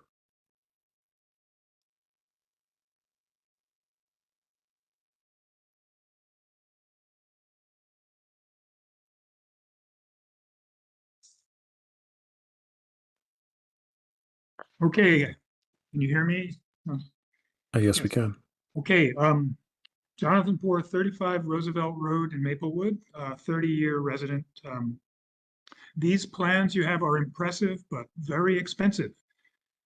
How can the board justify this extra burden at a time when the district itself projects budget shortfalls of 8 million or more in each of the next 3 years, especially when there is a much less expensive solution to the problems the proposals are trying to solve?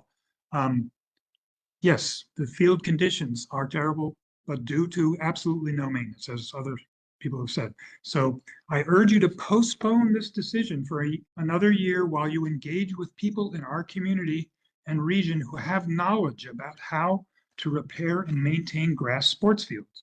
To date, you have only received information from consultants that specialize in building entirely new fields from scratch.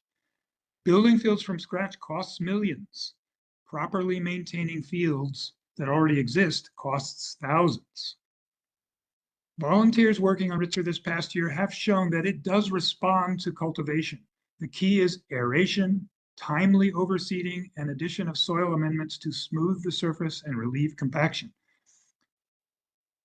Our neighboring town, Glen Ridge, with the same number of varsity and JV teams as Soma, maintains 3 natural grass fields totaling about 8 acres.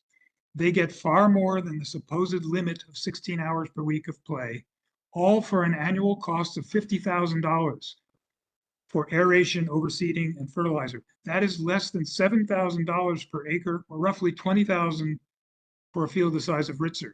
And the fields over there in Glen Ridge look great. I invite all the members here to go visit Carteret, Forest, Avenue and Hurrell Field in Glen Ridge. They are grass fields that are beautiful. And the decision to keep them grass came up in Glen Ridge, and they decided to keep them that way in consideration for the neighborhoods that surround the fields. Ritzer in its current configuration is quite flexible. Oops, I'm out. It's quite flexible, accommodates a variety of sports activities, sometimes several simultaneously. Before we commit to this drastic and expensive solution, let's see if we can learn to take care of what we have. Thank you. Thank you. Next speaker, please. Our next speaker is Jane Conrad.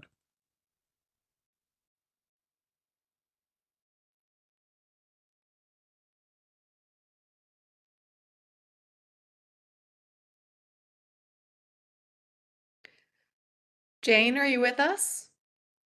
Sorry, I was yammering away there. So yes, I'm Jane Conrad, a 30-year resident of Maplewood. My kids are CHS graduates who both played Ultimate Frisbee for Columbia. I worked for 9 years at Battery Park City Parks Conservancy, where we maintain grass that hosts 25 million visitors annually. In general, I feel grass is best for everybody and certainly for our budget. In terms of design, I believe a large grassy square allows the greatest flexibility to accommodate the greatest variety of sports and activities. I do understand that field condition and playability are primary concerns in our community. The past year I've spent as a volunteer working on Ritzer Field has given me a chance to see its weaknesses and its strengths up close. In brief, Ritzer's defects as a playing surface are owing to a treatable condition, which has shown rapid improvement using a renewable resource. Ritzer's history has meant it contains a lot of clay subsoil, low in organic matter. Adding compost breaks up the clay, lets air and water in, lets roots grow, and the field is really responding. So I urge you, don't embark on major construction just yet. We can't afford it, and we particularly can't afford the risk of cost overruns or stormwater miscalculations. Instead, try improving grass care on Ritzer and maybe also Chisowitz, and then reassess. Call up some real grass field managers. Tyler Neff of Glen Ridge, whose 3 grass fields support heavier use than Underhill does. Keith Fisher, who won the New Jersey High School Grass Field of the Year with a $7,000 budget. The Hort Department at Battery Park City Parks to hear how they use compost. Bring them out to Maplewood and ask if these were your fields, what would you do right now to make them the best they could be starting this fall? Then do what they say, assess the results, and let that factor into your decision. Thank you for listening. Thanks, Jane. Next speaker, please. Can I just say that just because Jane mentioned Ultimate Frisbee, we have both state champions in the boys and girls gender neutral teams this year. So I just wanted to point that out, Mayor Colm. As we should, Frank, since that's where we invented it, right? We got to get it right. I love that. That is correct. In the Maple, you're absolutely right. Sorry. All right, next speaker, please. Okay, our next speaker is Josh Sturman.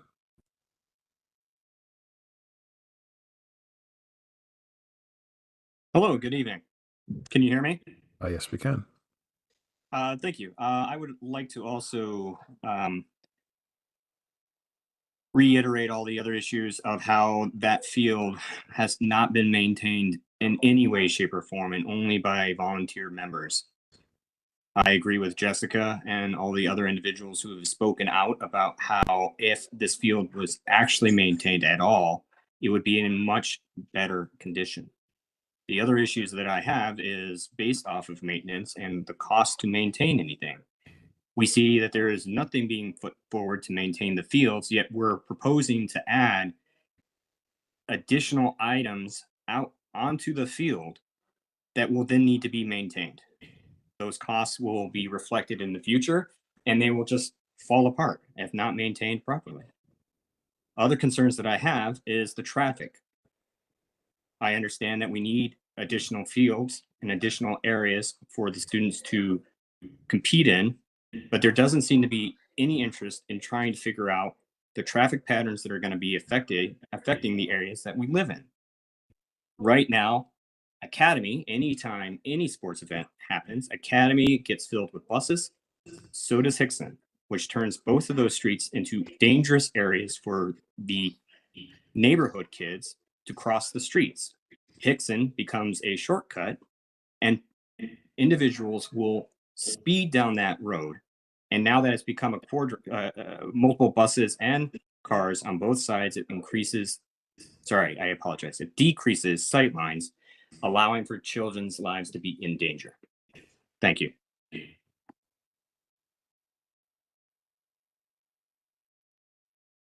Next speaker, please. Yes, our next speaker is Jessica Miller.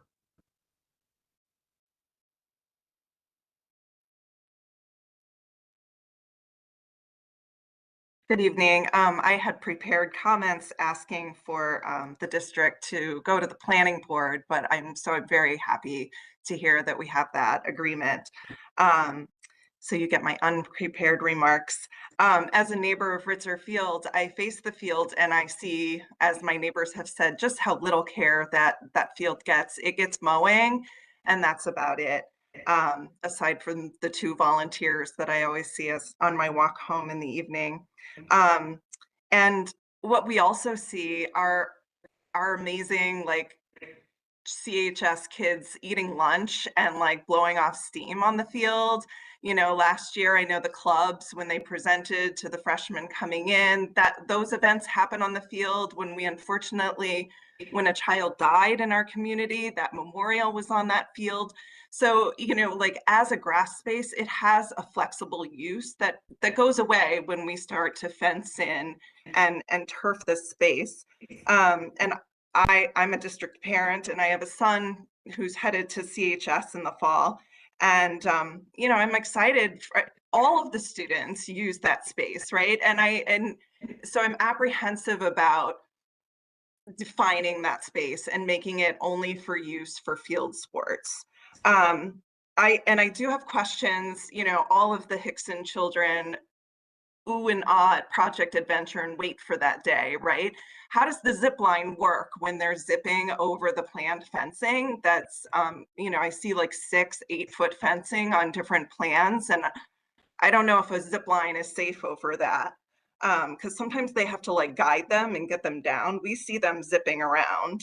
And I would like to understand who will be memorializing the lighting hours of use. And because we need these agreements to be memorialized so that they can survive different administrations. And I would like to understand how, with $90 million in unfinished projects in this district, and attending town halls on the predicted fiscal cliff, how this is a good use of funds. So, thank you. Thank you. Next speaker, please. Our next speaker is Jody Rotundo.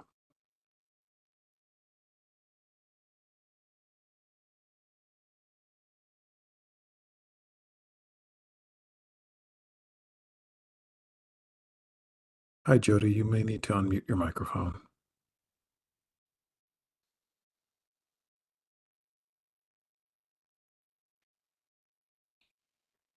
Sorry, my name's Jody Rotundo. My daughter is Claire Shoup, a rising senior at CHS, and she has played varsity softball since her freshman year. I wanted to expand on what's been said regarding the Ritzer development plans and why it's critical the plan includes turf softball fields.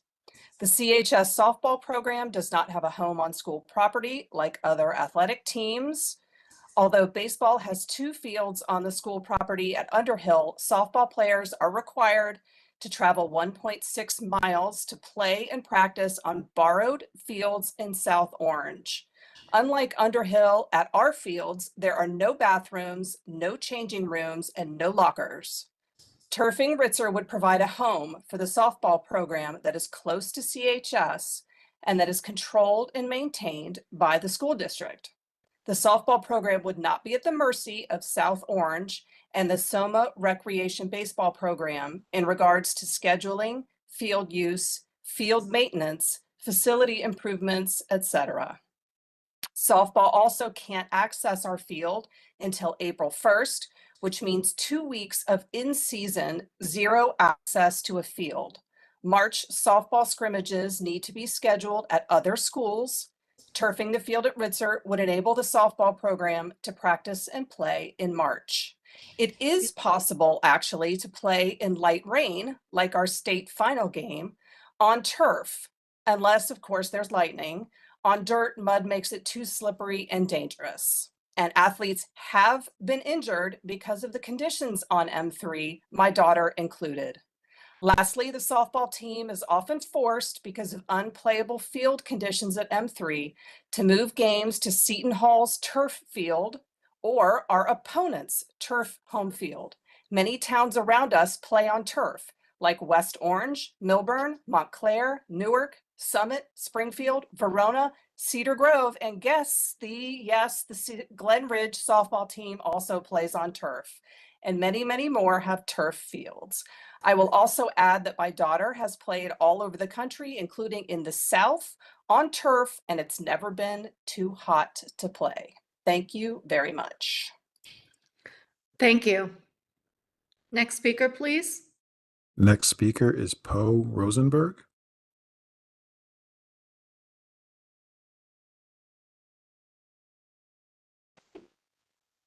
Hello, how are you today? My name is Poe Rosenberg. I live at 38 Broadview Ave. I am a CHS alum. I've lived here my entire life. And I am against turfing, in part, or in large part, because of the myriad health and environmental reasons stated. And I want to bring up the public land use. So many of these drastically restrict the amount of public land access, which, coming from my time at college, third spaces are incredibly important. My apologies.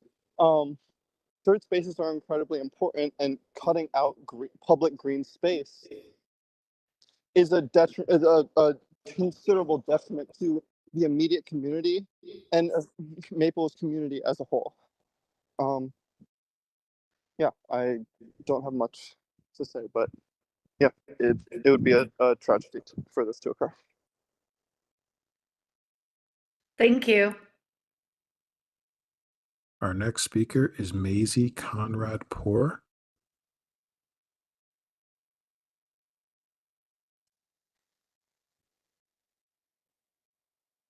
Hello, can you hear me? Yes, we can. Welcome. Hello, my name is Maisie Conrad Poor. I'm a CHS alum of 2019, and I am very against turf fields for all of the reasons aforementioned, environmentally, public health-wise, in terms of sharing our space. I also want to remind you that a turf field is a long-term commitment. It's a 10 years that it lasts, and after which time you need to decide what to do with the now completely degraded area. In order to install a turf field, you need to dig up and dispose of the entire organic system that's already in place, which, as mentioned before, has cooling effects, prevents flooding for the neighbors. I'm personally very sensitive to heat, and when I was at CHS, I sometimes missed classes because of passing out due to the heat or having migraines, and going outside and sitting under a tree was really helpful. And not everybody who goes to CHS has a lot of green space. And I just want you to remember that there are more people that use this field than just the soccer teams or lacrosse teams. Right now, it is public free access, open to everyone. If you install turf, I'm concerned that there will be fences, that people will not be allowed on it without cleats. We used to have lunch here. It was a really important space for us to be able to socialize and be with one another in between classes. And all of that is being taken away without talking to the community, without consent of the community. And I'm very concerned about that, especially with all of the health issues. And yeah, I want you to also think about many generations in the future. Think about your grandchildren. Think about the land that's being inherited. Do you want something that could become a farm or something that can become a landfill? I think you have a lot of responsibilities to take here in this moment. And I just want to remind you of the importance of all of that. Thank you very much for your time. Thank you. Our next speaker is David Americaner.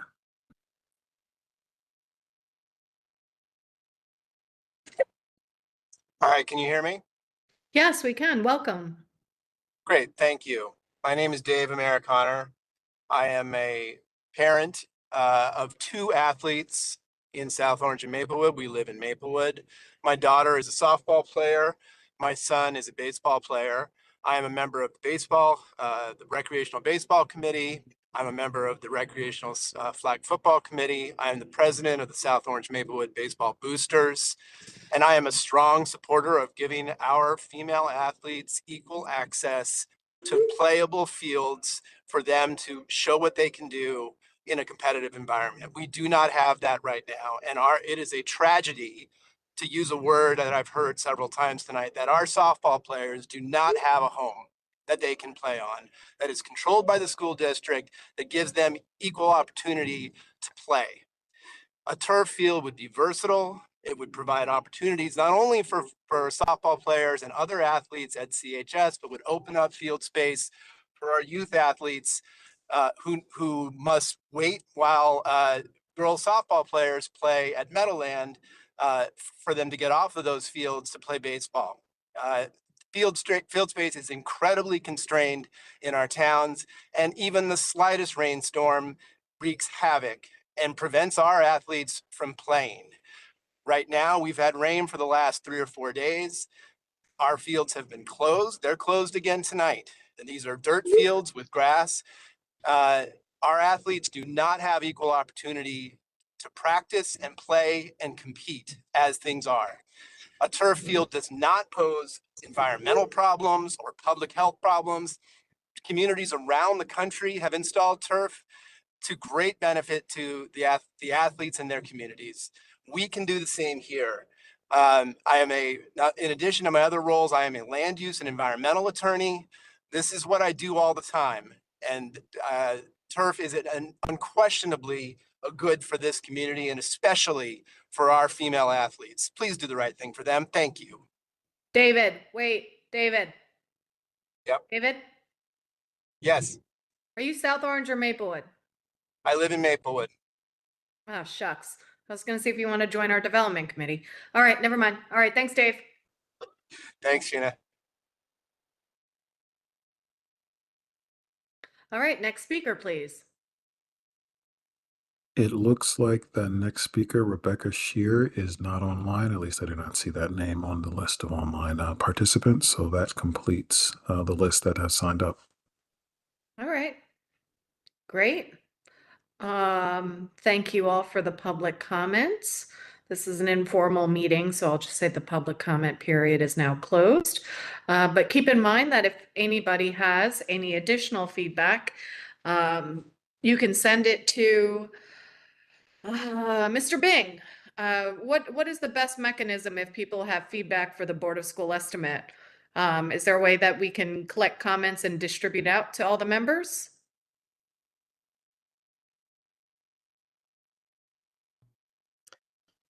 I'm not sure if Mr. Bing is there at the I think we might moment, have lost him.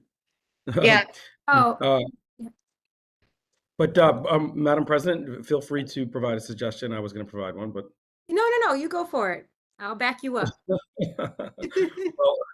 well, these we have our emails on our website, and so correspondence can be directed, to those emails or to the board of the Board of Education here. Okay, that works. I know you guys have your distribution, but perhaps if any additional emails come in, you can also share with the municipal counterparts. I know sometimes we get emails and then we have to forward to you, and then you guys get emails and you forward to us. So as long as whatever is coming in is getting distributed to the group between now and our next meeting, that's very helpful. All right, so we are going back into a discussion period, and then we'll do a straw poll. We're not taking any formal action. Again, this is we're not approving resolutions. This will be going back to the Board of Education. So I'm curious, after hearing some of the public comment, how people feel and if they would like to share what preferences that they have. Shane, do you want all of us on the Board of School Estimate to do that? Yeah, that would be helpful.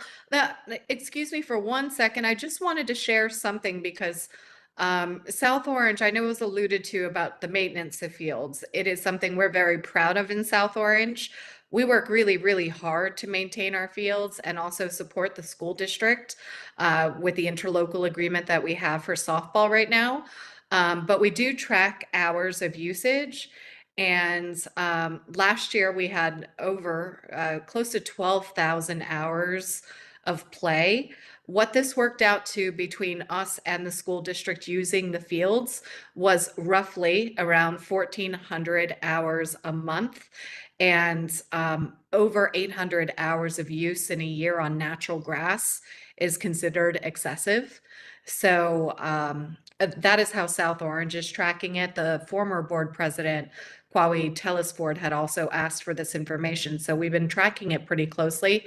But I can share that from our perspective in South Orange is that we are also way over capacity. And I know it sometimes just throwing out maintenance, like you should maintain it, you should maintain it. There's not a lot of time to maintain it because we turn over and we move to a next game. That's why we have, the 3.5 months of rest is to try and get it to a better place. So, very great ideas about watering, seeding.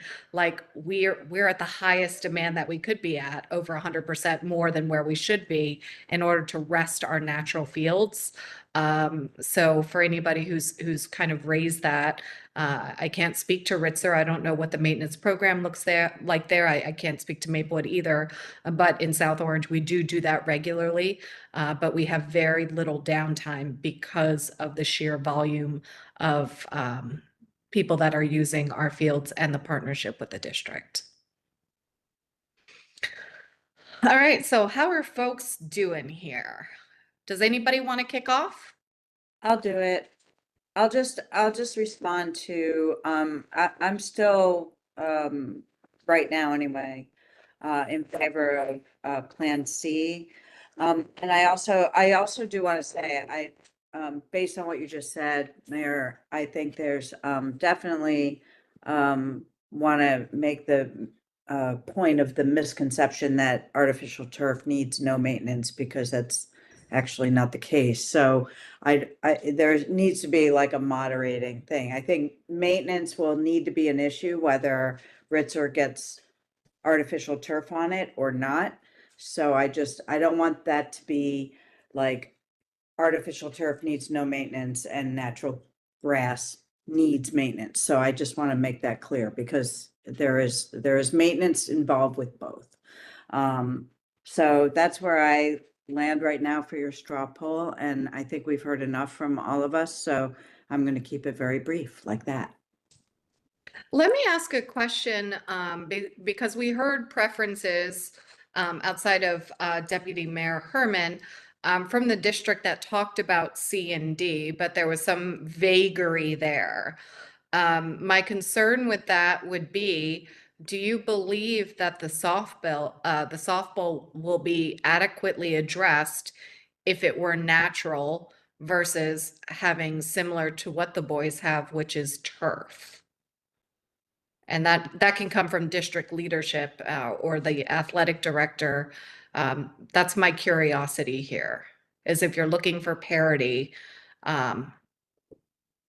will C accomplish that in your mind? Jen, our boys play on grass. So Underhill is grass-based, 2 grass baseball fields, Okay. JV and varsity, and then there's the soccer, football, lacrosse turf field. Okay, so Mr. Bing, from your perspective, is there more of a preference from administration regarding C or D? Because we're essentially talking about, turfing the softball field versus not turfing the softball field? Yeah, I think, I think our coach Winstead spoke on that. Obviously, as an athletic director and going to many athletic director organizations, playability is the main issue. And it's that turnover of games. I mean, on our end, our discussions have been strictly around Plan C and Plan D. I know a Plan E was mentioned. We have not had discussions around that, but I think as previously noted, we would be grateful for Plan C or Plan D. I know our students would as well. So since Nancy went first, I guess I'm going to go second. My preference would be for Plan D. Before, just to be clear, I've been consistent on this from the get-go. The major concerns I had was collaboration with the adjacent neighbors. Now knowing that this will have a courtesy review, is that there's an expectation, please hear me loud and clear, is that there is going to be a stormwater management plan, there is going to be a lighting plan, there is going to be a traffic plan, and a way to address, parking. All those issues will be a part of a courtesy review. Mayor Adams obviously sits on the planning board in Maplewood, but that's the level of detail that all residents and all stakeholders have come to expect as it relates to this type of major development. It doesn't have to be a building to be called development, is that there is going to be soil disturbance, and those type of things are important. And I know that this board is doing everything to be transparent. In each iteration, I supported more turf for the reasons that I've articulated numerous times now. I think D, the reason that I like D, more so than just reinforcing B again, because B is where my vote was last time. It's where 5 of 7 elected officials in South Orange were. It was where the entire unanimous support of the Board of Education was, and where 3 out of 5 Maplewood Township Committee members were when we visited this last year, was option B. So I think that even though it was voted down on the Board of School Estimate, by nature of voting members, that was the determination, but we saw an overwhelming desire year after year to try and get the situation remedied. And now being, I believe, the longest elected official on this screen, is that this is not new. This has gone back year after year after year. I'll tell you, South Orange did not evaluate turf options because we were anticipating Ritzer to be coming online and to relieve some of the burdens on our local parks. I view Ritzer as an athletic field adjacent to a school, not as a public park. To the greatest extent possible, where our residents can utilize athletic fields on school district property to improve, their lives, to have outdoor fun, whatever it may be. That's wonderful. But to me, this is emphatically an athletic field. So I would say that D is what I'm willing to go with, because I do like the additional natural turf that's still, or I'm sorry, natural grass that's out closer to the Hickson area. And we've heard from some students also talking about lunches and being able to go outside and sit on the grass. And I think that's a nice balance and strikes the balance of allowing at least, a quarter of the property, whatever you want to call it, as a space that still has some natural grass rather than turfing the entire thing. So that is my straw poll. Councilwoman Greenberg. Thank you. So I've been going back and forth, agreeing that Plan B was where I was last time we visited this, and looking at Plan D. So my question is, Plan B has 2 fields for softball. And I am wondering, again, we want to do this once. Is there a preference for having 2 versus 1? That was one question. But I do like, as Mayor Collum just mentioned, there is something nice about having a little bit of everything for everybody. And the natural grass on Plan D would be my second choice, but I'm going back and forth. But my question is 2 versus 1. And maybe that's for the director, Winstead. Is there a preference or just because that's the obvious difference? There's many differences, but that is one of the bigger differences that I'm just wanting to know. Is there a preference from your position? So in the ideal world, right now, because we turf is what helps our outdoor sports in every aspect, right? So with having two fields, yes, that will meet 100% of needs. But when we're thinking about other athletic teams, when we're thinking about serving our entire athletic program, in addition to our students, right? So there's students during the day. Athletics extends from the classroom. Plan D is we'll meet those needs in all aspects. So, and yes, I would say plan B, but at this very moment, plan D meets all students, serves our entire population, from those students who are, like Mrs. Sanchez highlighted, in PE classes, up until the time they leave after school with me. That's super helpful. And so therefore, I am behind Plan D for all of those reasons. Thank you. Thanks, Councilwoman. More Board of School Estimate members. Committeeman Daffis.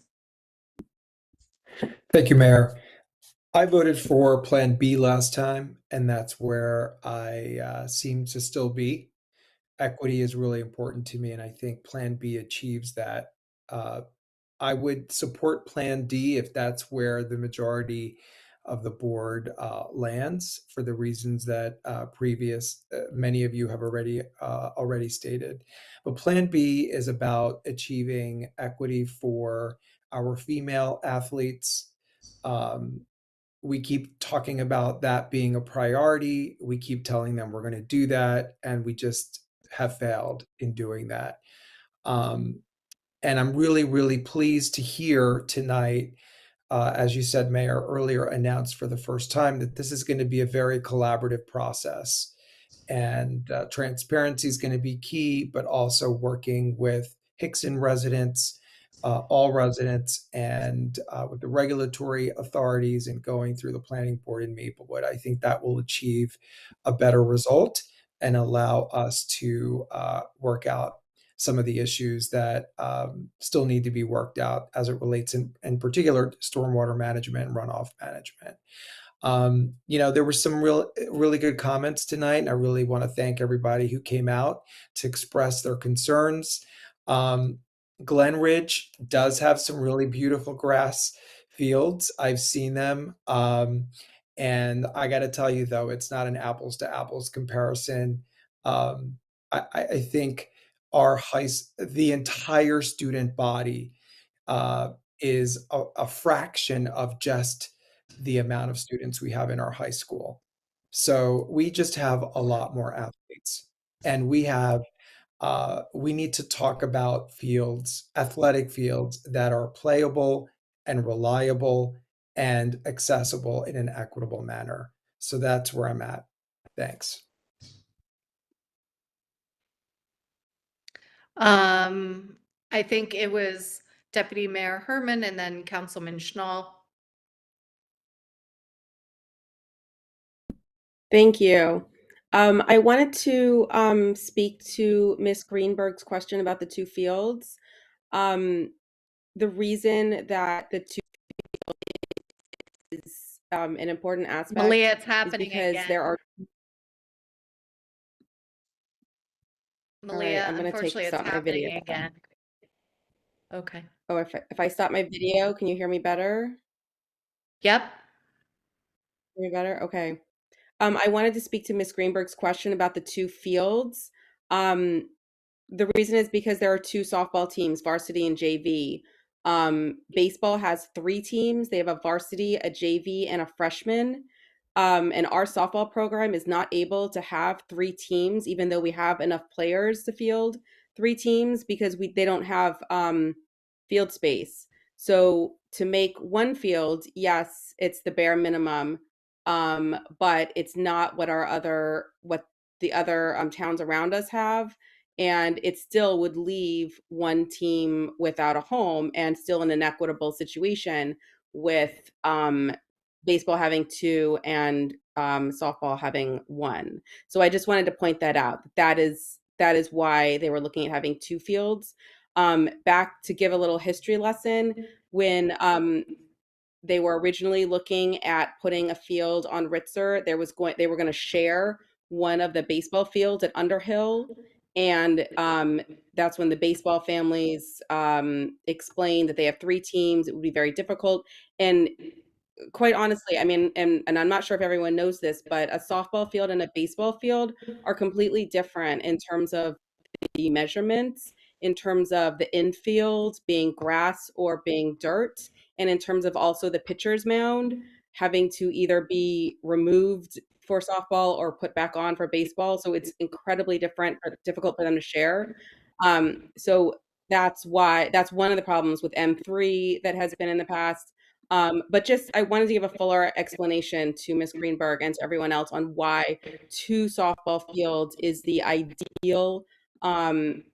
And then I also wanted to speak, Mr. Daffis brought up Glen Ridge, and I wanted to point out the Glen Ridge varsity softball team plays on turf.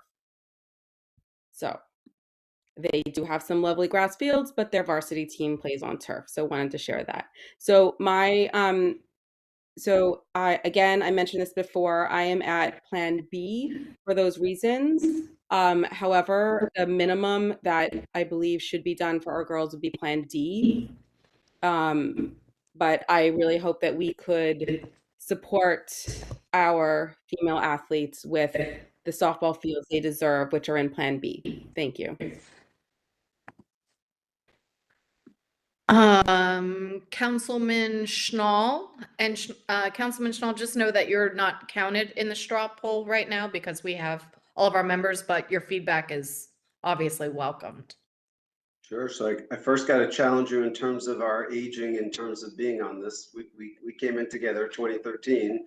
And in fact, I was the chair of the Recreation Committee for the first 4 years. I think your camera stayed. might have been off, but now remember, you left the board. You did. So I might have, but I think my history goes back. Anyhow, point being, historically, what I am very familiar with is our recreation director and team are constantly trying to balance. We just have finite, limited resources, and their job, and they do an amazing job, whether it's the district or each of our municipalities, trying to take limited resources and find ways to share, use as best as possible. And it's an incredible challenge. And again, I think they do an amazing job at that.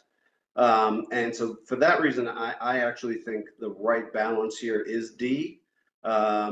Because again, we're addressing, I like the way the administration referred to this as not only our athletes, but also our students, our phys ed students, and our users of the school.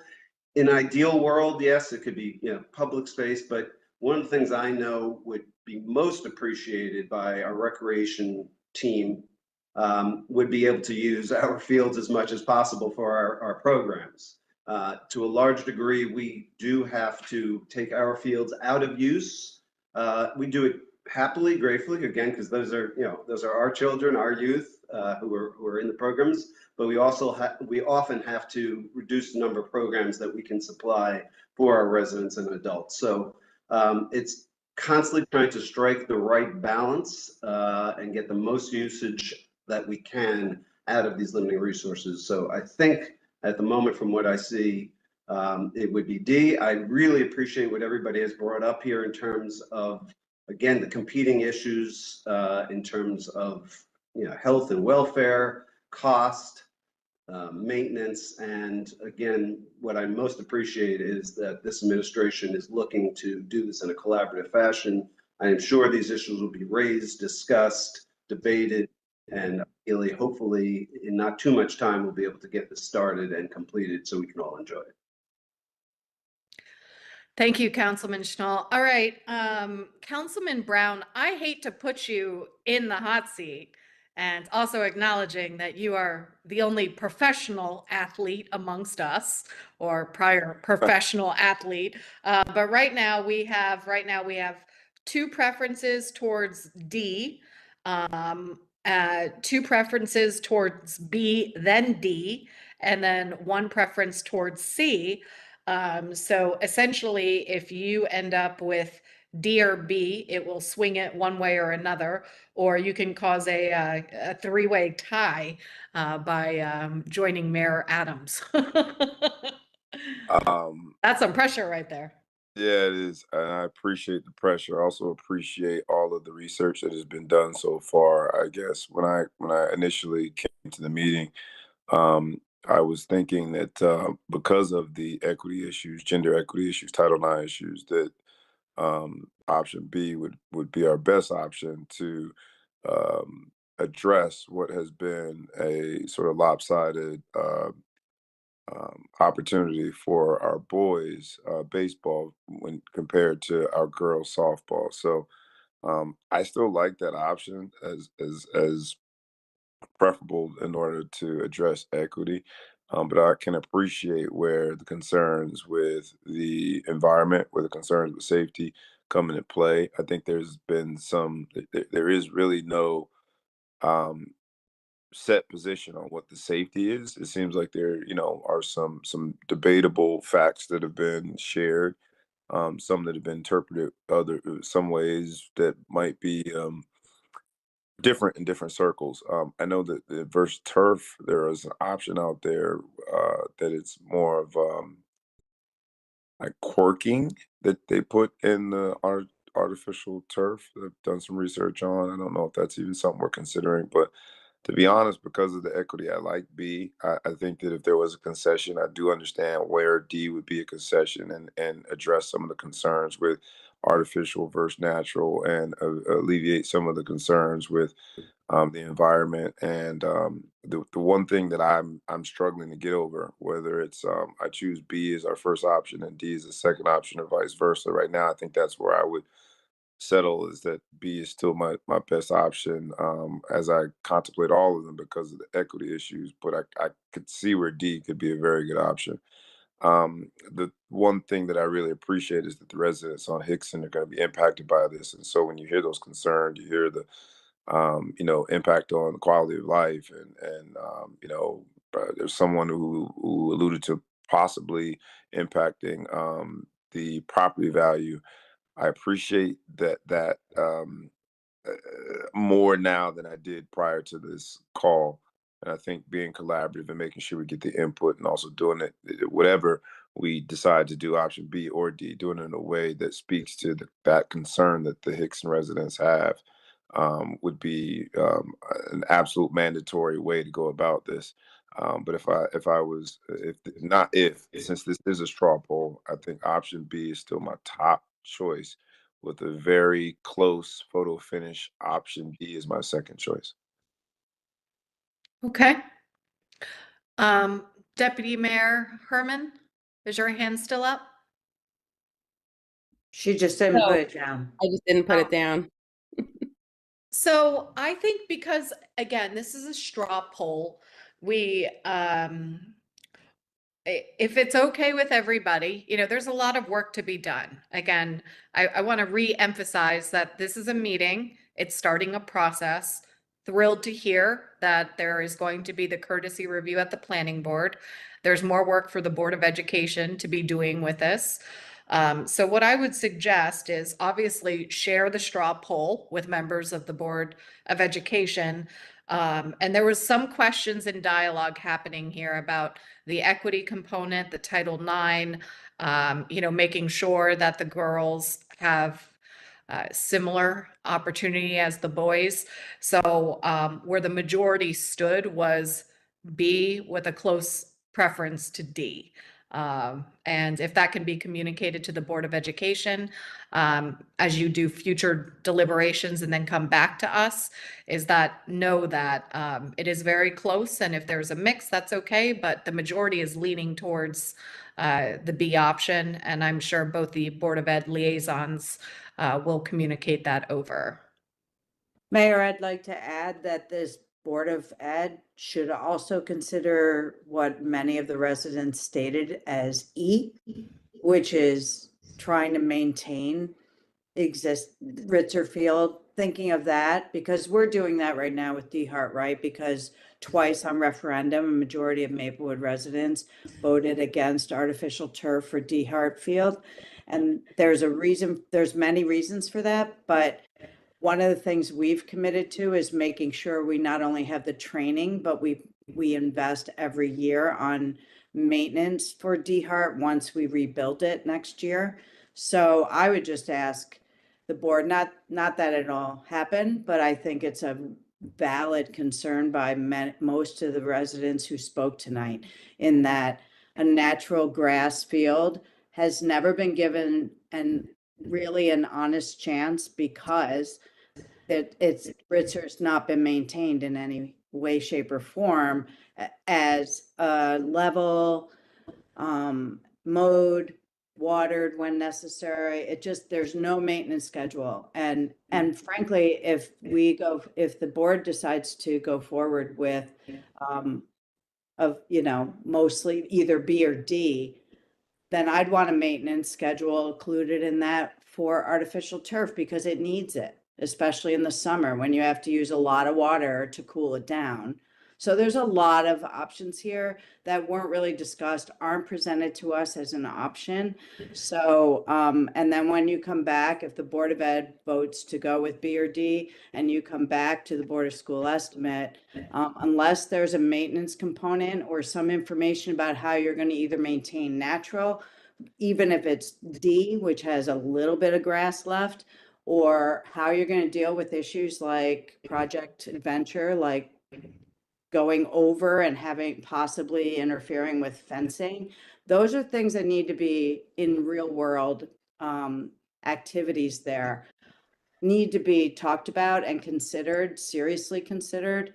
So I would just say, I'd like that to be part of what comes back, including like a realistic amount of money it's going to be for the 24-year, not necessarily just the proposed 12-year life, when we know that Underhill hasn't had a 12-year life. So that's my last comments. I was going to be brief, Sheena, but when I said before, but since everybody talked a lot more, I just wanted to get those points in. So. Okay, so is there anything additional that the district needs from the Board of School estimate at this time? I don't believe so. Okay, and so in terms of next steps, let's go back to, I don't have it in front of me, but take me through where we are timeline wise. So we're looking at making a decision well, I'll let board president Nubia Deval Wilson comment on that. Next meeting, right, Nubia, would be July. Have a resolution that will be voted on. So when we say next meeting, I believe that's the July meeting, not the June meeting. So in that July meeting, we will have a resolution, and that resolution will be the dollar amount that we'll be asking the Board of School estimate to approve. It will include Ritzer as well as auditoriums. Nothing will be severable, all one package. And then from there, we will, between that time and now, we should all look at our calendars to see when we can meet again, because we know all of you are very busy, have multiple meetings. So as Mr. Bing said, it would be in August or September, we would hope at the latest September, to reconnect and have that formal vote.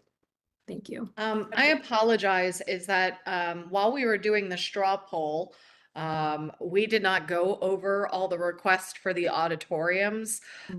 So let's, if we could just do this with a show of hands. I truly believe the district has made the case for this. I think we've saw students and parents attend numerous district meetings. I think these are also hazard issues that we're dealing with. I realize we didn't discuss it, but if that's going to be included in the resolution, is everyone supporting the added work and scope for the auditoriums at the high school and middle school? Mayor, I'd like to ask that the auditoriums be separate and apart from Ritzer. Why? It's just going to be one whole package. This is part of our long-range facility plan. Yeah, And I so know, because and that's that, what, we but don't that sever. limits, excuse me, that's what limits the ability of somebody to be, they're two distinctly different projects. And I don't see why they can't be two different resolutions, because what you're doing is forcing people who may not be in favor of whatever A, B, C, D, E for Ritzer, but are in favor of funding the auditorium improvements. And that's a pickle that I don't want to be in. I know, Board President, if it's okay with you, I know that sometimes we have different types of meetings from the Board of Education, but from the municipal side is that we do allow severing. And I know at the last meeting, we ended up doing that in real time because we weren't given the opportunity. What Nancy is saying essentially is that, you know, she's on a different side than the majority of us. But locking her to reflect a vote that she voted down the long-range facilities plan or the additions is not fair to her if she's supporting the auditorium work versus the field. So I would appreciate if we could have one for Ritzer and then one for the auditoriums. My suggestion is to take this conversation offline, and we can talk about that later. As of right now, it's just one resolution. This is all a package. We need to get this done. It's way overdue. And so currently, as I said before, the Board of School estimate is to approve the budget and not with what projects are within the budget. But we appreciate the collaboration, so we can discuss that more later offline. But if you all do support our auditoriums, that'd be great to know on this call. And then we can take that conversation offline after this. Doesn't sound real collaborative, President. I just don't know if now is the time or place to discuss those logistics. It's almost 9 o'clock and this was already discussed. Well, I know we're going to need to, because procedurally through Robert's Rules of Order, it is a Board of School estimate meeting and Mayor Adams is going to be running that meeting. So if she entertains a motion to sever it, otherwise it just goes back and it'll delay even further with the Board of Education. So it's best to just provide the two. The votes are obviously there. I think the Board of Education will be thrilled to hear it, but we don't put our members in a corner to make them look bad. If that's what needs to happen in order to get these votes through, then so be it. But originally that wasn't what was discussed. Okay. All right. Anything else? Deputy Mayor Herman, is your hand up? Yes, I did. Thank you. I just wanted to ask that if the school district sends back Plan D, I would appreciate if they would also provide some more information and a timeline on when a second softball field. I know that Bing spoke about other plans down the pipeline and some other ideas, and I would appreciate if he could provide some more details on that if that were to be the plan sent back. Thank you. Great point. Thank you. We can also make sure that that's added to the FFT agenda. All right. It's a last shot for anybody. All right. Great. Thank you so much, everyone. May I have a motion to adjourn? Moved. Second. All right. We have a motion and a second. All those in favor, please say aye. Aye. Aye. Good Any night, everybody. opposed? All right. Good night, everyone. Thank you. Night. Good, everyone.